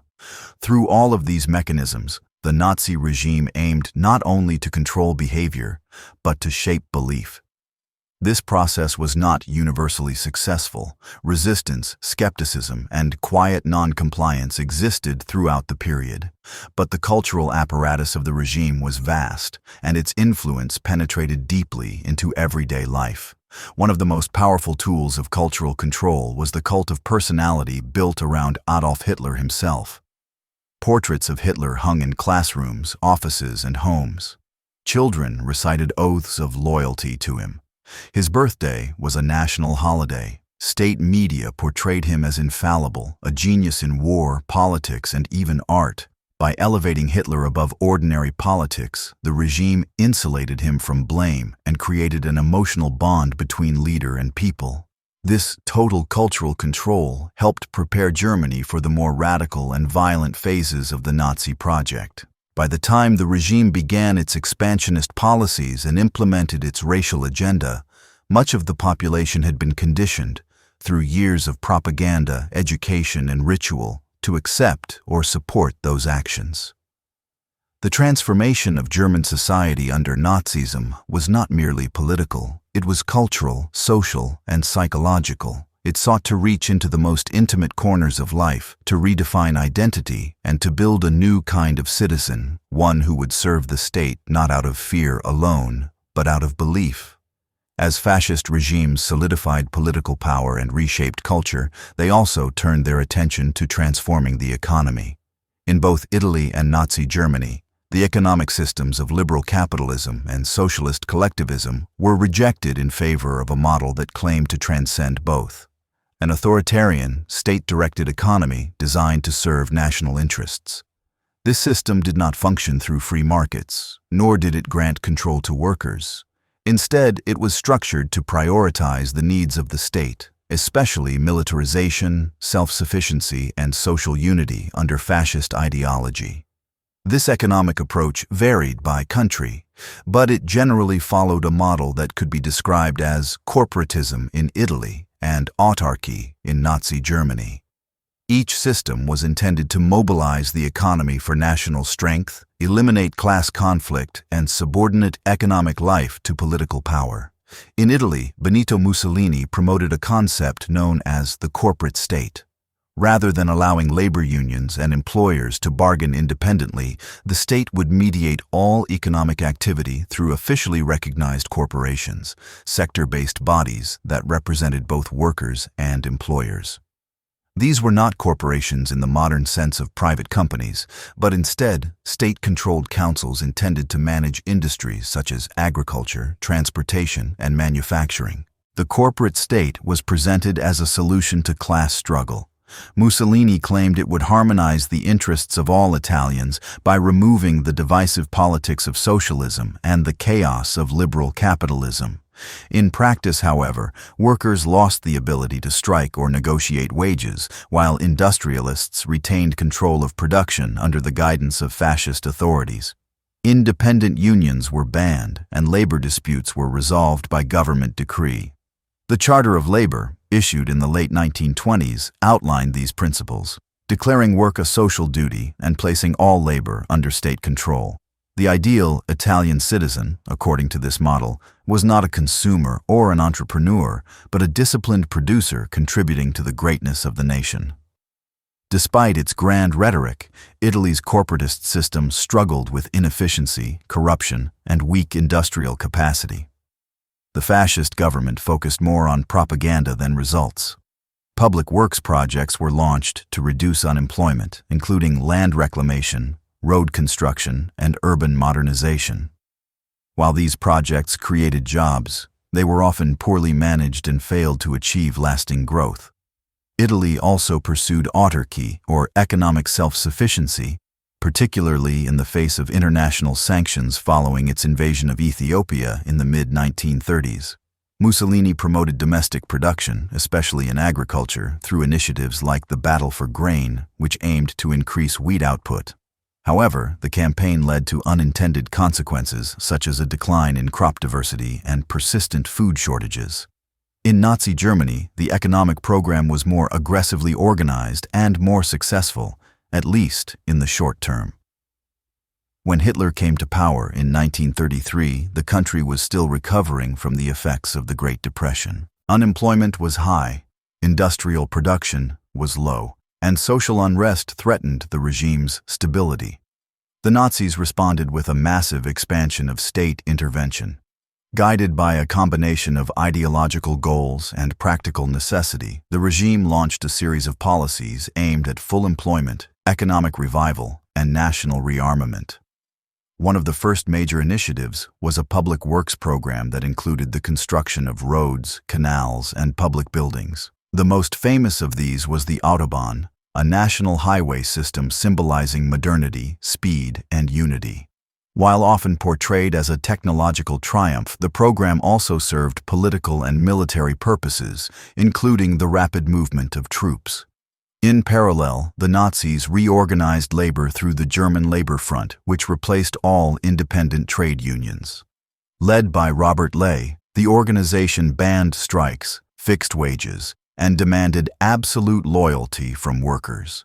Through its leisure and welfare programs, such as Strength Through Joy, the Labor Front also sought to regulate workers' free time, offering subsidized vacations and cultural activities that reinforced Nazi values. The core of Nazi economic planning, however, was preparation for war. As early as 1936, the regime launched the Four-Year Plan, directed by Hermann Göring. Its goal was to make Germany economically ready for conflict within 4 years. The plan emphasized increased production of steel, coal, synthetic rubber, and other materials vital to the war effort. It also aimed to reduce reliance on foreign imports by investing in chemical substitutes for fuel and raw materials. To achieve these goals, the state imposed strict control over prices, investment, and resource allocation.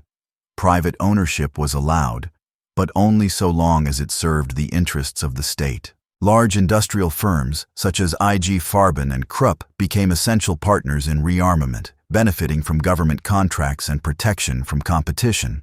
At the ideological level, Nazi economic policy was driven by the idea of blood and soil, the belief that the German people were rooted in the land and that agriculture was the moral foundation of the nation. Farmers were given a special place in Nazi rhetoric and were supported through price controls, debt relief, and inheritance laws that aimed to preserve family farms. Yet, despite this attention, rural areas struggled, and much of the regime's real investment went toward heavy industry and the military. Autarky was central to Nazi economic thinking. Hitler believed that Germany must be economically independent in order to wage war and withstand blockades. This meant controlling resources, conquering territory, and eliminating what the Nazis saw as parasitic elements from the economy, particularly Jewish businesses, which were systematically expropriated through laws, forced sales, and violence. The policy of Aryanization transferred Jewish-owned firms, shops, and assets to non-Jewish Germans, often at a fraction of their value. This not only enriched loyal supporters of the regime, but also aligned economic policy with racial ideology. Jews were excluded from the professions, barred from owning property, and driven out of public life. As the regime prepared for expansion, economic policy became inseparable from military planning. Labor shortages were addressed through forced labor programs, first using unemployed Germans and later prisoners, political detainees, and eventually people from occupied territories. The state began mobilizing the entire population for a future war that, by the late 1930s, seemed not only possible, but inevitable. Fascist economic policy was never purely about efficiency or prosperity. It was about control of resources, people, and society. It aimed to eliminate class conflict not by improving equality, but by suppressing labor and aligning all economic life with the interests of the state. In this system, the individual was not a participant in a free market, but a cog in a national machine, serving the goals of power, purity, and conquest. These systems did not produce long-term prosperity. Both Italy and Germany suffered from structural weaknesses, corruption, and inefficiencies. But in the short term, they succeeded in restoring employment, building infrastructure, and preparing for war. For many citizens, this apparent revival masked the brutal costs, lost freedoms, institutional violence, and the moral decay of complicity. While fascist movements across Europe varied in form and intensity, one of the defining features of Nazism in Germany was the central role played by racial ideology. For Adolf Hitler and the Nazi leadership, anti-Semitism was not simply a prejudice or political tool. It was a foundational principle of their worldview. Nazi policy was shaped by the belief that history was a racial struggle, and that the future of Germany depended on racial purity, biological hierarchy, and the complete removal of Jews from public and private life. This racial ideology was not limited to anti-Semitism. It extended to Roma people, Slavs, people with disabilities, and others deemed racially or genetically inferior. But anti-Semitism held a unique place. The Nazis viewed Jews not just as a religious or ethnic group, but as an existential threat to the nation, a hidden force they blamed for communism, capitalism, moral decay, and national defeat. The roots of this anti-Semitism stretched back centuries, but in the context of fascism, it took on new modern forms. In the late 19th and early 20th centuries, pseudo-scientific theories of race gained influence across Europe. These theories classified humanity into distinct races and ranked them by supposed biological superiority. Jews were depicted as racially alien, not truly European, and inherently harmful to the health of the nation. Adolf Hitler absorbed these ideas early in his political career. In Mein Kampf, written during his imprisonment in the 1920s, He laid out a vision of history as a racial battlefield. He accused Jews of being both Marxists and capitalists, claiming they used ideology and finance to weaken nations from within. He portrayed them as rootless parasites who corrupted culture, undermined morality, and betrayed Germany during the First World War. Once the Nazis came to power in 1933, these ideas were transformed into state policy. The first phase of anti-Semitic action focused on exclusion from public life. Jewish civil servants, teachers, and lawyers were dismissed. Jewish businesses were boycotted, and public campaigns were launched to isolate Jews socially and economically. In 1935, the regime enacted the Nuremberg Laws, a key turning point in the legal codification of racial ideology. These laws stripped Jews of German citizenship and forbade marriage or sexual relations between Jews and Aryans. The laws defined Jewishness not by religious belief, but by ancestry. Even those who had converted to Christianity or had only one Jewish grandparent could be classified as non-Aryan under the system. This racial categorization laid the groundwork for more aggressive policies in the years to come. Jews were removed from cultural institutions, barred from universities, and forced to adopt identifying markers. By the late 1930s, many German Jews had been driven out of employment, dispossessed of property, and made socially invisible. Emigration was encouraged at first, but with increasing restrictions on leaving and rising hostility abroad, options became fewer. The regime also promoted a broader eugenic agenda aimed at cleansing German society. The law for the prevention of hereditarily diseased offspring, passed in 1933, authorized the forced sterilization of individuals deemed genetically unfit. This included people with mental illness, physical disabilities, epilepsy, alcoholism, and even so-called asocial behavior. Tens of thousands were sterilized under this program, often without consent or proper medical justification. This campaign of medicalized violence escalated in the early 1940s with the T4 program, a secret operation to systematically murder those considered life unworthy of life. Disabled children and adults were taken from institutions and killed in gas chambers or by lethal injection. The program was suspended after public protests by religious leaders, but by then it had already claimed thousands of lives and served as a testing ground for methods later used in the Holocaust. Beyond Germany, anti-Semitism and racial ideology also influenced other fascist and far-right movements. In Romania, the Iron Guard combined Orthodox Christianity with violent anti-Semitism, targeting Jews for economic and cultural destruction.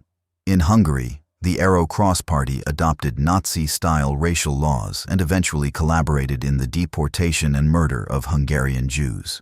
In Mussolini's Italy, anti-Semitism was not initially central to fascist ideology. Italian Jews had historically been integrated into public life and even participated in the early fascist movement. However, under pressure from Nazi Germany and in an attempt to align more closely with Hitler's regime, Mussolini introduced racial laws in the late 1930s. These laws barred Jews from education, government service, and the military, and later led to arrests and deportations under German occupation. While the racial ideology of fascism found its most extreme expression in Nazi Germany, it was part of a broader effort to remake society along imagined biological lines. Fascist leaders sought to eliminate perceived weakness, to purify the nation, and to create a future populated only by those who conformed to their ideal racial type. This vision was not metaphorical. It was implemented through real policies affecting real people, with catastrophic consequences. The role of propaganda in spreading these ideas cannot be overstated. Nazi films, posters, and educational materials reinforced racial stereotypes and dehumanized Jews and other minorities. Children were taught racial science in schools. Public exhibits, such as the infamous The Eternal Jew, portrayed Jews as subhuman, criminal, and dangerous. Language itself was corrupted, filled with euphemisms like cleansing, selection, and resettlement, terms designed to mask the reality of persecution and murder. Despite the violence and exclusion, many Germans accepted or even supported these policies. Some believed the propaganda. Others benefited from the expropriation of Jewish businesses or jobs. Still others remained silent, either out of fear or indifference. What emerged was not simply a regime persecuting a minority, but a society increasingly complicit in that persecution. By the late 1930s, the foundations for genocide had been laid. The bureaucracy, the legal system, the medical profession, and the media had all been enlisted in the racial project. What had begun as exclusion would soon escalate into extermination. By the mid-1930s, Benito Mussolini had held power in Italy for more than a decade.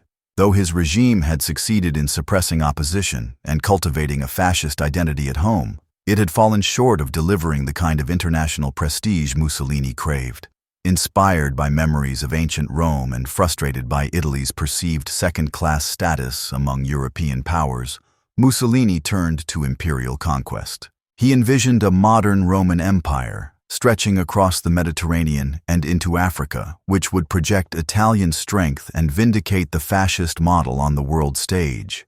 This pursuit of empire would culminate in a brutal war in East Africa and a destabilizing military occupation in the Balkans. It would also mark a turning point in Italy's relationship with the wider world, drawing Mussolini closer to Hitler's Germany and pushing fascist Italy further down the road to global conflict. The central event in this imperial turn was the invasion of Ethiopia in the autumn of 1935. Also known as Abyssinia at the time, Ethiopia was one of the few independent African nations remaining and a member of the League of Nations. Its defeat would represent not just territorial gain, but a symbolic assertion of fascist power over the international order. Mussolini's motivations were complex. Domestically, he faced growing criticism over Italy's stagnant economy and weak military standing. A foreign war offered a convenient distraction and a means of rallying national pride. It would also help absorb Italy's surplus population and provide raw materials and land. More deeply, Mussolini saw the conquest as a historic mission to avenge Italy's humiliating defeat at the Battle of Adwa in the late 19th century, when Ethiopian forces had decisively repelled an earlier Italian invasion. The invasion began in October of 1935. Italian forces, including colonial troops from Eritrea and Somalia, launched a coordinated assault into northern Ethiopia. Though the Ethiopian army was large and motivated, it was poorly equipped compared to the mechanized Italian forces, who employed tanks, aircraft, and even chemical weapons, including mustard gas, despite international laws prohibiting such weapons. The Italian campaign was marked by extreme brutality. Entire villages were bombed, civilians were massacred, and resistance was met with overwhelming force. Reports of war crimes reached the international press, prompting widespread condemnation. Yet Mussolini remained defiant, declaring that Italy had brought civilization to a backward land and claiming that the victory represented a triumph of modernity over savagery. In May of 1936, Italian troops entered Addis Ababa, the Ethiopian capital. Emperor Haile Selassie, forced into exile, would later address the League of Nations in a now famous speech, warning that the attack on his country was an attack on all small nations. His pleas for collective security were met with applause, but no action. The League of Nations did impose sanctions on Italy, but they were limited and largely symbolic. Oil, the one resource that could have seriously hampered the Italian war effort, was exempted from the embargo. Key powers such as Britain and France, unwilling to push Mussolini into the arms of Hitler, opted for a policy of appeasement. Their failure to respond meaningfully would have profound consequences, both for the legitimacy of the League and for the growing confidence of fascist regimes. Mussolini declared victory and announced the creation of Italian East Africa, uniting Ethiopia with existing colonies in Eritrea and Somaliland. He also adopted the title Emperor of Ethiopia, styling himself as a modern Caesar. Public celebrations were held across Italy, and fascist propaganda hailed the conquest as the birth of a new empire. Yet beneath the triumphalism, the occupation was unstable, costly, and deeply unpopular among many Ethiopians. Armed resistance continued for years, draining resources and forcing the Italian army to remain on constant alert. Flush with imperial ambition, Mussolini soon turned his gaze toward the Balkans. In April of 1939, Italy invaded Albania, a small country already under strong Italian influence. King Zog I fled into exile, and Mussolini proclaimed Albania a protectorate of the Italian crown. Unlike the Ethiopian campaign, the Albanian invasion faced little military resistance, but it further exposed Mussolini's expansionist agenda. These aggressive moves marked a clear shift in Italy's foreign policy. Once cautious and aligned with Britain and France, Mussolini's regime had now become a destabilizing force in Europe and Africa. His growing militarism aligned closely with Hitler's vision of territorial revisionism, and the two dictators began to draw nearer. Initially, Mussolini had been wary of Hitler and the Nazi regime. He had even criticized Germany's annexation of Austria in the early 1930s, fearing the spread of German power southward. But after the Ethiopian War and the weak response of the League, Mussolini found fewer reasons to resist German influence. The failure of Britain and France to act decisively during the Abyssinian crisis undermined any trust he had in the Western democracies and pushed him toward collaboration with Berlin. In October of 1936, Mussolini and Hitler formalized their growing partnership with the announcement of the Rome-Berlin Axis, a political and ideological alliance that would deepen in the years to come. Mussolini, increasingly isolated diplomatically, found in Hitler a kindred spirit of authoritarianism, expansionism, and disdain for liberal international norms. The Ethiopian campaign had also emboldened the fascist regime domestically. Mussolini portrayed the conquest as proof of the superiority of fascism over democracy. Schools, newspapers, and public events reinforced the message that Italy was entering a new golden age. The regime's racial ideology also hardened. While early fascist rhetoric in Italy had been relatively inclusive compared to German Nazism, the conquest of Africa brought with it a renewed emphasis on racial hierarchy and colonial domination. In the colonies, segregation policies were imposed. Italians and Africans were legally separated, and interracial relationships were criminalized. The fascist state promoted the idea of the superior Italian settler, bringing order and progress to supposedly primitive lands. These ideas would later influence the racial laws adopted by Italy in the late 1930s, aligning more closely with Nazi racial policy. Despite the initial euphoria, the economic and military costs of Mussolini's imperial adventures soon became apparent. The occupation of Ethiopia required constant investment in infrastructure, policing, and counterinsurgency. Italy's military, already under-equipped and poorly trained, was stretched thin. The promise of vast new resources proved largely illusory, and the strain on the Italian economy intensified. Furthermore, Mussolini's aggressions had damaged Italy's standing in the international community.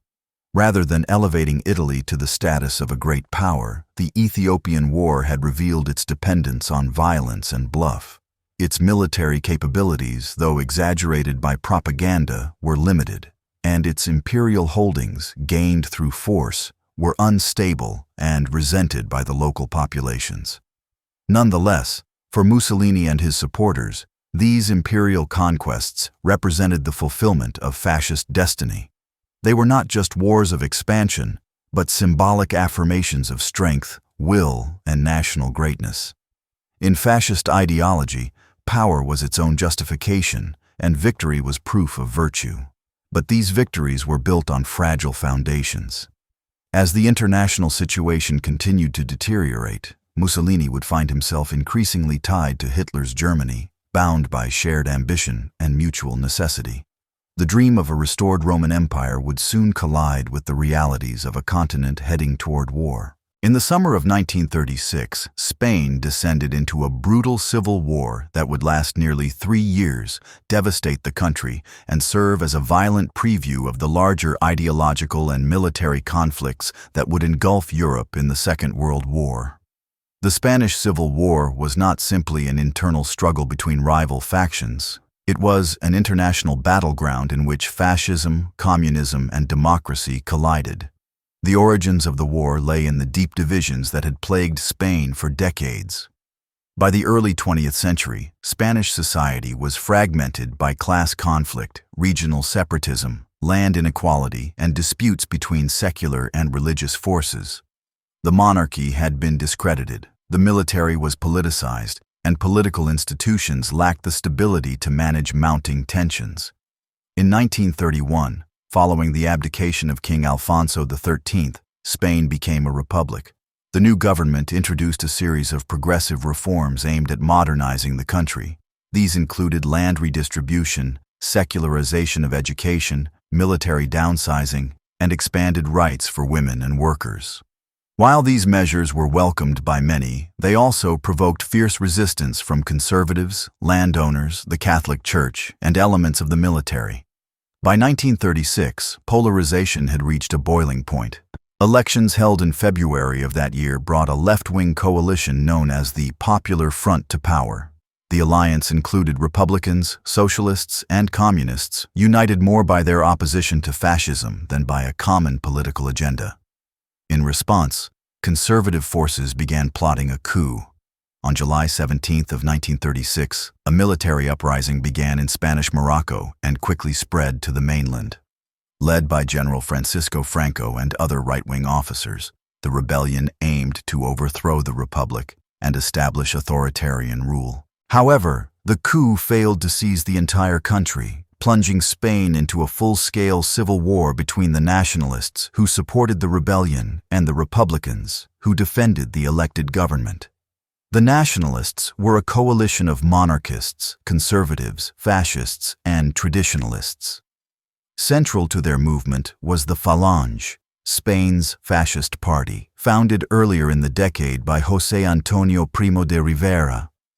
Though José Antonio was captured and executed early in the war, the Falange's ideology, emphasizing Catholic nationalism, anti-communism, and authoritarian leadership, became central to Franco's regime.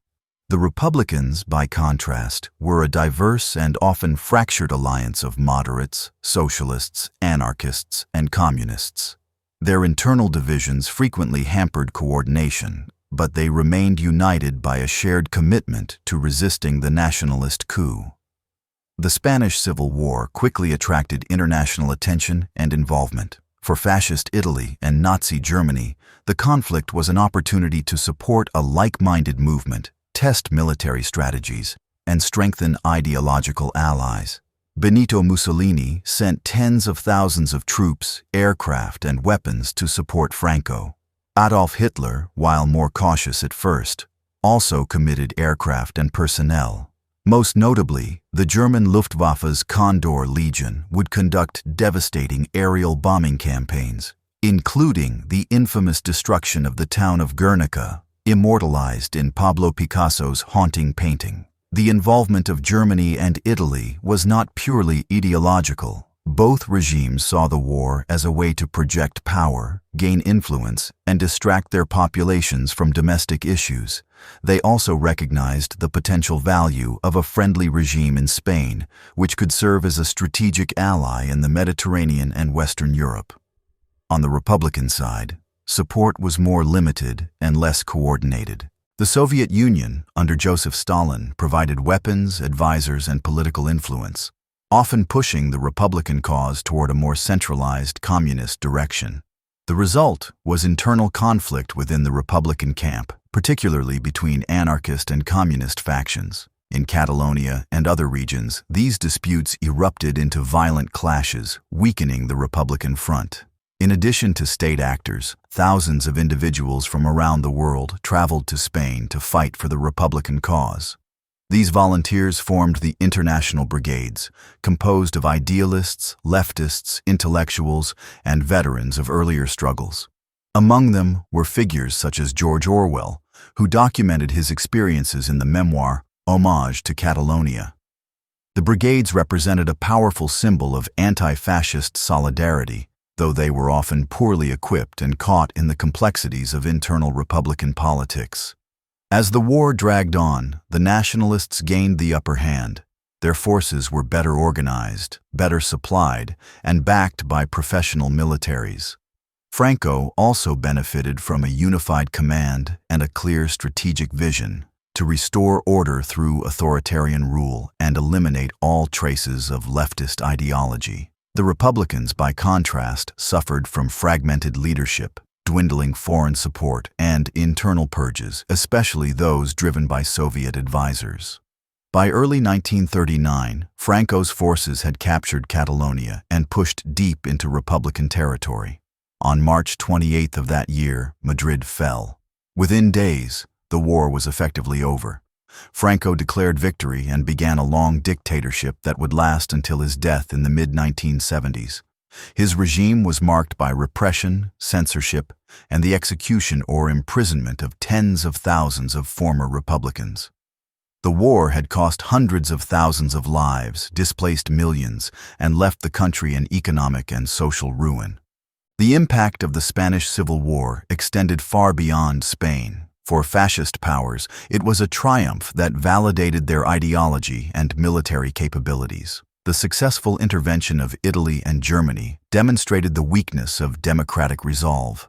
Despite widespread sympathy for the Republican cause, the Western democracies had largely remained neutral, adhering to a policy of non-intervention that many now viewed as a grave error. The war also served as a training ground for German and Italian forces. The tactics, technologies, and strategies tested in Spain, including aerial bombing of civilian populations, would be used on a much larger scale in the coming World War.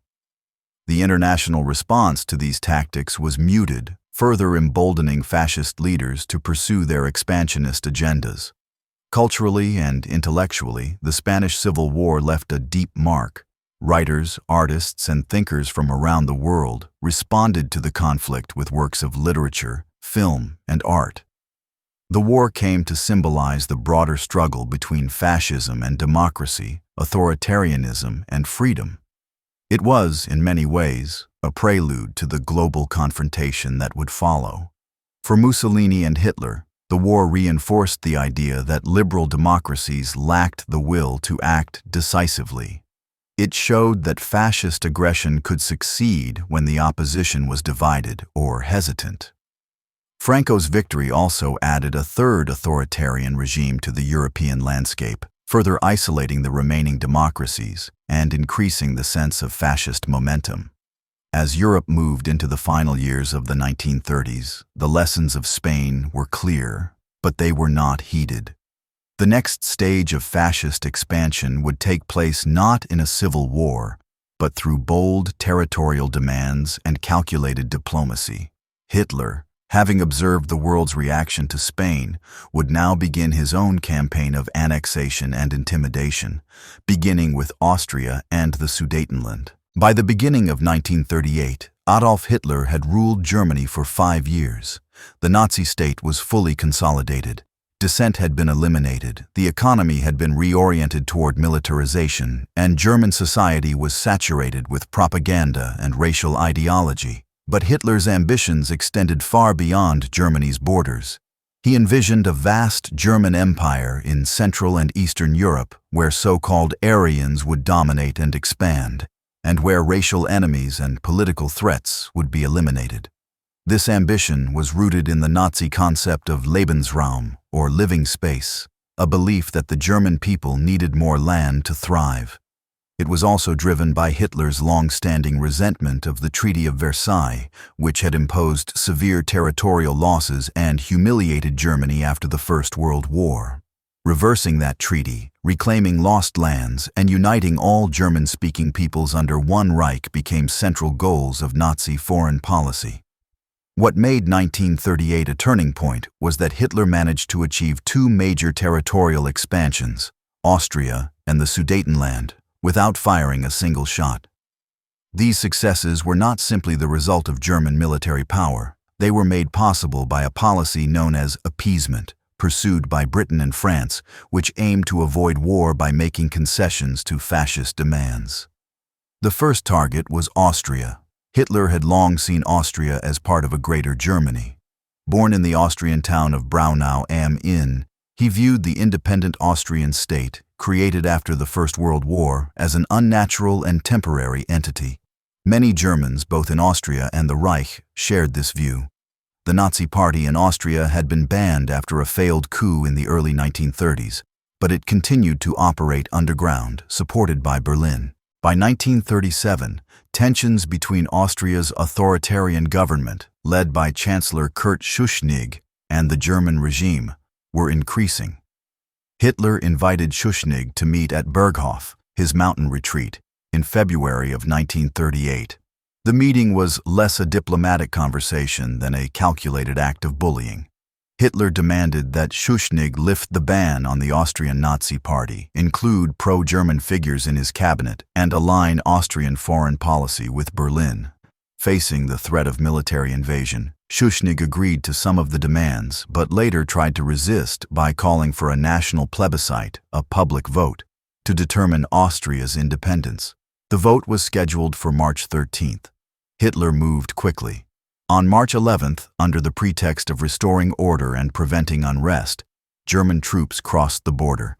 They were met with no resistance. In fact, many Austrians welcomed them. The next day, Hitler entered Vienna to cheering crowds. 2 days later, he formally announced the Anschluss, the incorporation of Austria into the German Reich. The Anschluss was a dramatic success for Hitler. It violated both the Treaty of Versailles and the Treaty of Saint-Germain, which had explicitly forbidden the union of Austria and Germany. But there was no military response from Britain or France. The League of Nations, already discredited after its failure in Ethiopia, remained silent. Western leaders, still haunted by the First World War, believed that avoiding another conflict was worth the price of tolerating Hitler's moves. The next step came quickly. In the summer of 1938, Hitler turned his attention to Czechoslovakia, a young, multi-ethnic state formed after the First World War. In particular, he focused on the Sudetenland, a border region home to a large German-speaking population. The Sudeten Germans, led by Konrad Henlein and backed by Berlin, began demanding greater autonomy and complaining of discrimination by the Czechoslovak government. These demands were part of a deliberate strategy. Hitler wanted to create a crisis that would justify German intervention. At the same time, he launched a propaganda campaign portraying the Czechs as oppressors and the Sudeten Germans as victims. Tensions rose throughout the summer, and war seemed increasingly likely. Czechoslovakia, unlike Austria, had a strong military and was prepared to resist. It also had mutual defense treaties with both France and the Soviet Union. But in London and Paris, leaders remained determined to avoid war. British Prime Minister Neville Chamberlain took the lead in pursuing a diplomatic solution, convinced that Hitler's demands could be met peacefully. Throughout September of 1938, Chamberlain met with Hitler in a series of increasingly tense negotiations. Hitler initially claimed he only wanted to protect the rights of the Sudeten Germans, but his demands grew with each meeting. Chamberlain, hoping to preserve peace, eventually agreed to allow Germany to annex the Sudetenland, provided that the transfer was peaceful. The result was the Munich Agreement, signed on September 29th by Britain, France, Germany, and Italy. Czechoslovakia was not invited to the negotiations. Under the terms of the agreement, the Sudetenland would be ceded to Germany, and Hitler pledged that he had no further territorial ambitions in Europe. Chamberlain returned to Britain declaring that he had secured peace for our time, but the price of that peace was high. The Munich Agreement dismantled Czechoslovakia's defenses, encouraged Hitler's aggression, and revealed the weakness of Western resolve. For the Nazis, it was another bloodless victory, and one that demonstrated the effectiveness of intimidation and strategic deception. Czechoslovakia was left weakened and humiliated. Though not occupied entirely, the loss of the Sudetenland made it militarily indefensible. Within months, Hitler would violate his own promises and dismantle the rest of the country, turning the Czech lands into a German protectorate and allowing a puppet regime to form in Slovakia. The policy of appeasement has since become one of the most controversial topics in modern diplomatic history. At the time, It was widely supported by populations still traumatized by the slaughter of the First World War. Chamberlain and other leaders believed that compromise, even at the expense of smaller nations, could prevent another catastrophe. But in hindsight, appeasement emboldened the fascist regimes and delayed necessary confrontation. The expansion of the Reich in 1938 without military conflict deeply alarmed some observers. Figures such as Winston Churchill warned that giving in to aggression would only lead to greater demands. Within Germany, the successes boosted Hitler's popularity to new heights. He had unified German-speaking peoples, defied the Versailles settlement, and outmaneuvered the Western powers, all without firing a shot. But Hitler's ambitions did not end with Austria or the Sudetenland. He now looked eastward toward Poland, where the city of Danzig and the Polish corridor, territories lost after the First World War, became his next objectives. In the background, diplomatic arrangements were shifting. Mussolini's Italy had drawn closer to Germany, and the two fascist regimes formalized their alliance. Meanwhile, the Soviet Union, increasingly suspicious of British and French hesitation, began considering its own options. 1938 was the year fascist expansion turned from rhetoric to reality. It was the year Hitler proved that fear, propaganda, and diplomacy could be as effective as tanks and guns, at least for a time. The next steps would move beyond annexation and into formal alliances, secret pacts, and ultimately open war. As Europe teetered on the edge of war in early 1939, the world watched with uncertainty. Fascist Italy and Nazi Germany had drawn closer together. British and French attempts at appeasement had failed to halt German expansion, and the Soviet Union remained an unpredictable force on the eastern frontier. The previous year had seen Germany absorb Austria and dismember Czechoslovakia without military resistance. Now, with Hitler's ambitions shifting toward Poland, the final pieces of diplomatic alignment were falling into place. Alignments that would shatter expectations and define the outbreak of global conflict. Two separate but interconnected agreements would dominate the international stage in the months leading up to the Second World War. The first was the Pact of Steel, signed between Germany and Italy. The second, more shocking, was the Molotov-Ribbentrop Pact, a non-aggression agreement between Nazi Germany and the Soviet Union. These two pacts would unite ideological enemies and formalize alliances that paved the way for Hitler's invasion of Poland. The Pact of Steel was the culmination of a growing relationship between Mussolini's Italy and Hitler's Germany. Despite early tensions and differences in their ideological styles, the two fascist regimes had been moving closer for years. Italy's invasion of Ethiopia in the mid-1930s had alienated it from the Western democracies, while the Spanish Civil War had provided a shared battleground and ideological testing ground for both regimes. Mussolini, increasingly dependent on Hitler for political support and international leverage, saw alignment with Berlin as the only path to great power status. Signed on May 22 of 1939, the Pact of Steel was a military and political alliance that committed each country to support the other in times of war. It went beyond earlier diplomatic statements by formally binding Italy and Germany into a unified bloc. The agreement promised mutual assistance, coordination of military policies, and collaboration in propaganda efforts. Though Italy was not yet ready for a large-scale war, Mussolini accepted the terms, hoping to strengthen his bargaining power and maintain influence over Hitler's decisions. However, Mussolini made clear to his German counterparts that Italy would not be prepared for major conflict until at least 1942. Despite this warning, Hitler had no intention of waiting. His timetable for war was far more urgent.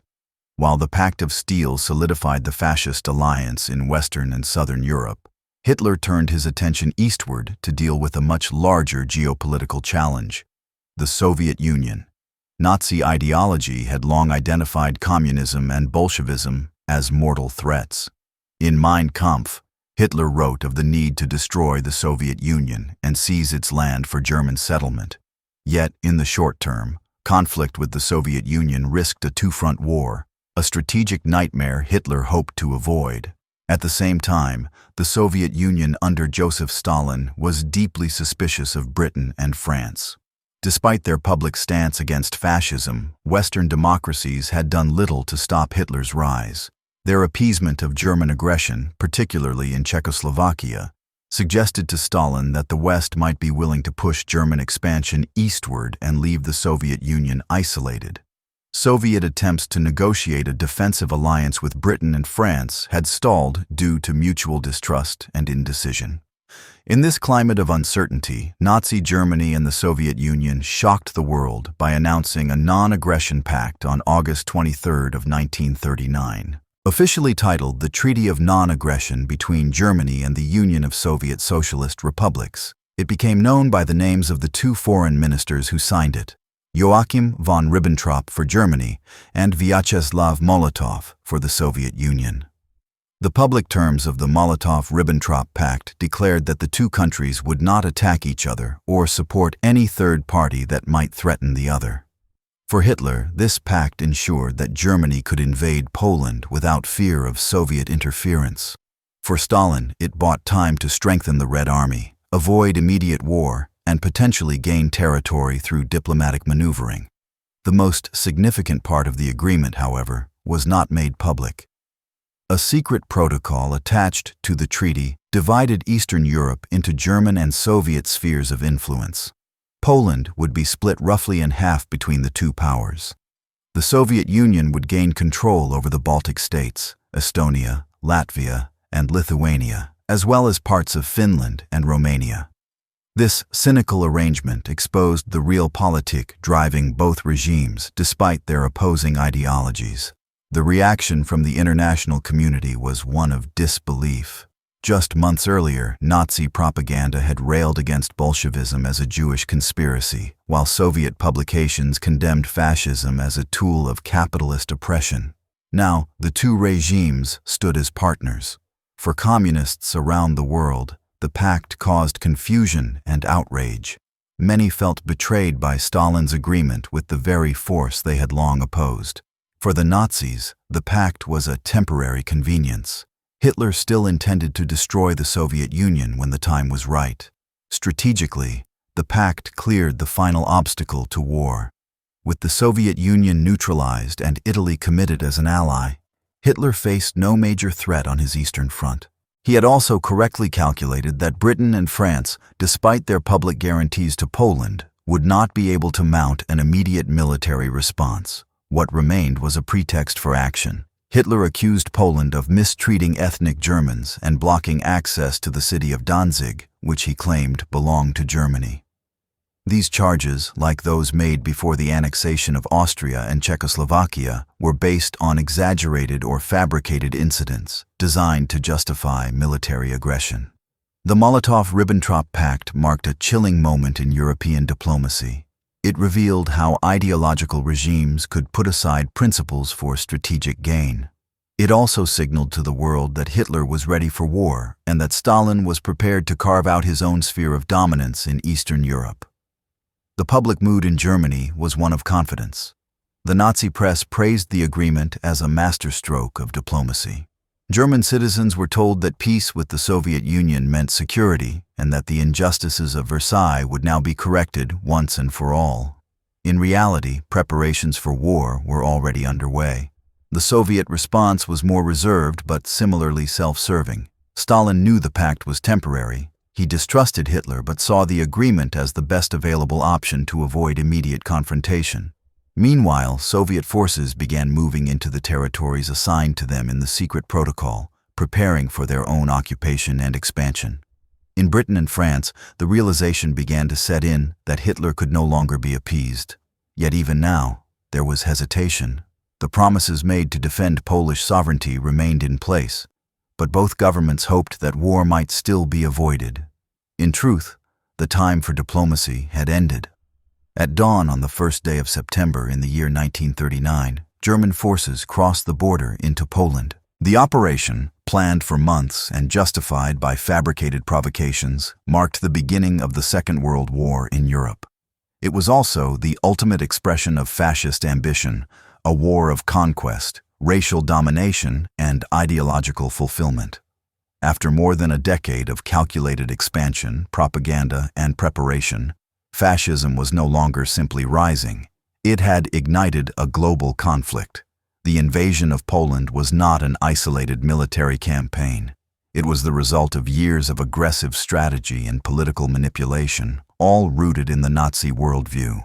Hitler's vision of a racially purified Greater Germany required the conquest of territory in the East, the subjugation or elimination of perceived enemies, and the destruction of the post-First World War order.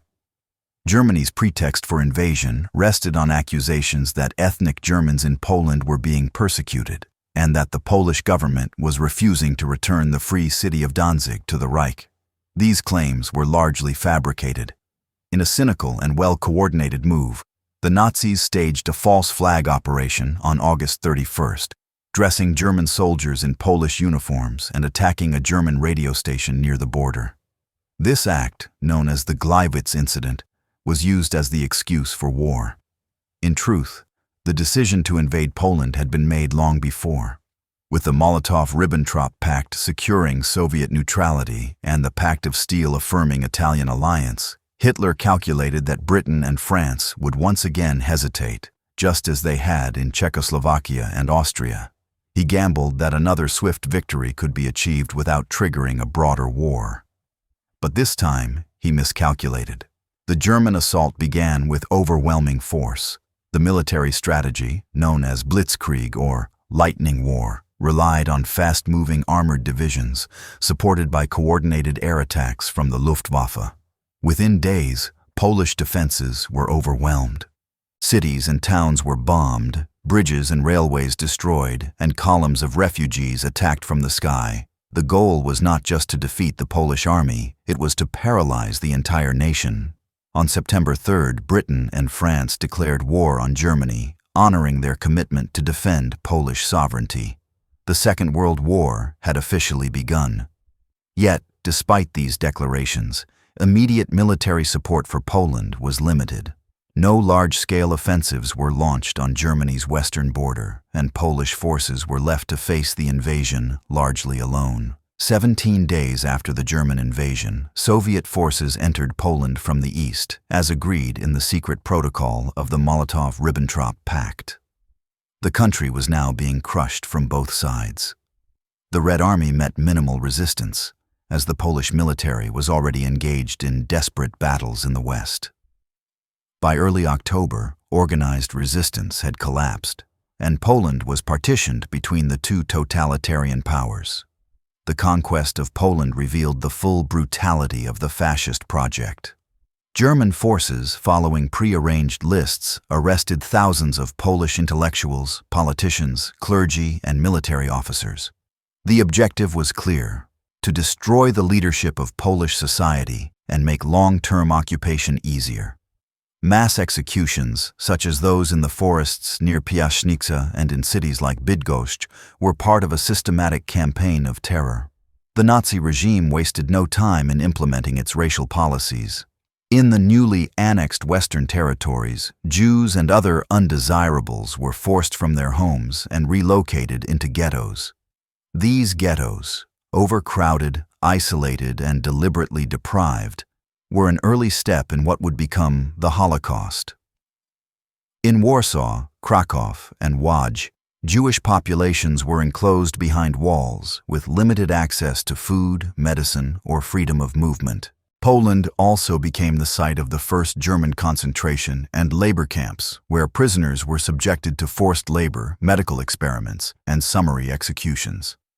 The long-term plan was to reshape Poland through Germanization, the replacement of Polish culture with German institutions, the seizure of land, and the eventual removal or extermination of non-Aryan peoples. Meanwhile, the Soviet occupation of eastern Poland brought its own form of repression. Thousands of Polish officers, teachers, and civil servants were arrested and deported to Siberia or executed. One of the most infamous atrocities was the Katyn massacre, in which more than 20,000 Polish prisoners were murdered by the Soviet secret police. Though this massacre would not become widely known until later in the war, it exemplified the shared brutality of the fascist and communist regimes in their respective spheres. For Hitler, the swift and total defeat of Poland was a major victory. It vindicated his belief in military force, racial hierarchy, and the weakness of his enemies. Nazi propaganda celebrated the conquest as a righteous act of national restoration and framed the war as a defensive necessity. Yet beneath the triumphalism, Hitler and his generals were already looking toward their next targets. The invasion of Poland also shattered the illusion that fascism could be managed through diplomacy. The appeasement policies of Britain and France had failed. Fascism was not satisfied with partial victories, it sought total transformation. The international order established after the First World War was collapsing, replaced by the violent ambitions of authoritarian regimes. Importantly, the invasion also marked a transition in the nature of fascism. For years, it had been defined by rhetoric, rallies, and internal repression. Now it had become an engine of conquest, genocide, and global conflict. Fascist ideology was no longer confined within national borders. It was driving the expansion of empires, the destruction of nations, and the remaking of entire populations. The fall of Poland signaled the beginning of a much larger war, one that would stretch across continents and cause devastation on an unprecedented scale. Within months, Denmark and Norway would fall. Soon after, the Nazis would overrun France, bomb Britain, and launch a catastrophic invasion of the Soviet Union. Mussolini's Italy, though militarily weaker, would also enter the war, attacking Greece and North Africa in pursuit of its imperial ambitions. But the war that began in Poland would also bring new resistance. Occupied peoples would rise against their conquerors. Allied nations would mobilize against fascism not just as a political threat, but as a moral and existential one. And within the heart of the fascist regimes, cracks would begin to appear as the demands of total war strained their systems beyond capacity. The rise of fascism, so long in the making, had reached its most dangerous phase. It had seized power, waged propaganda campaigns, crushed domestic opposition, built empires, and unleashed war. But in doing so, it had also united the world against it. This marks the end of the story of fascism's rise. What follows, from the invasion of Poland onward, is the story of its reckoning. A reckoning that would take years, cost tens of millions of lives, and forever alter the course of human history.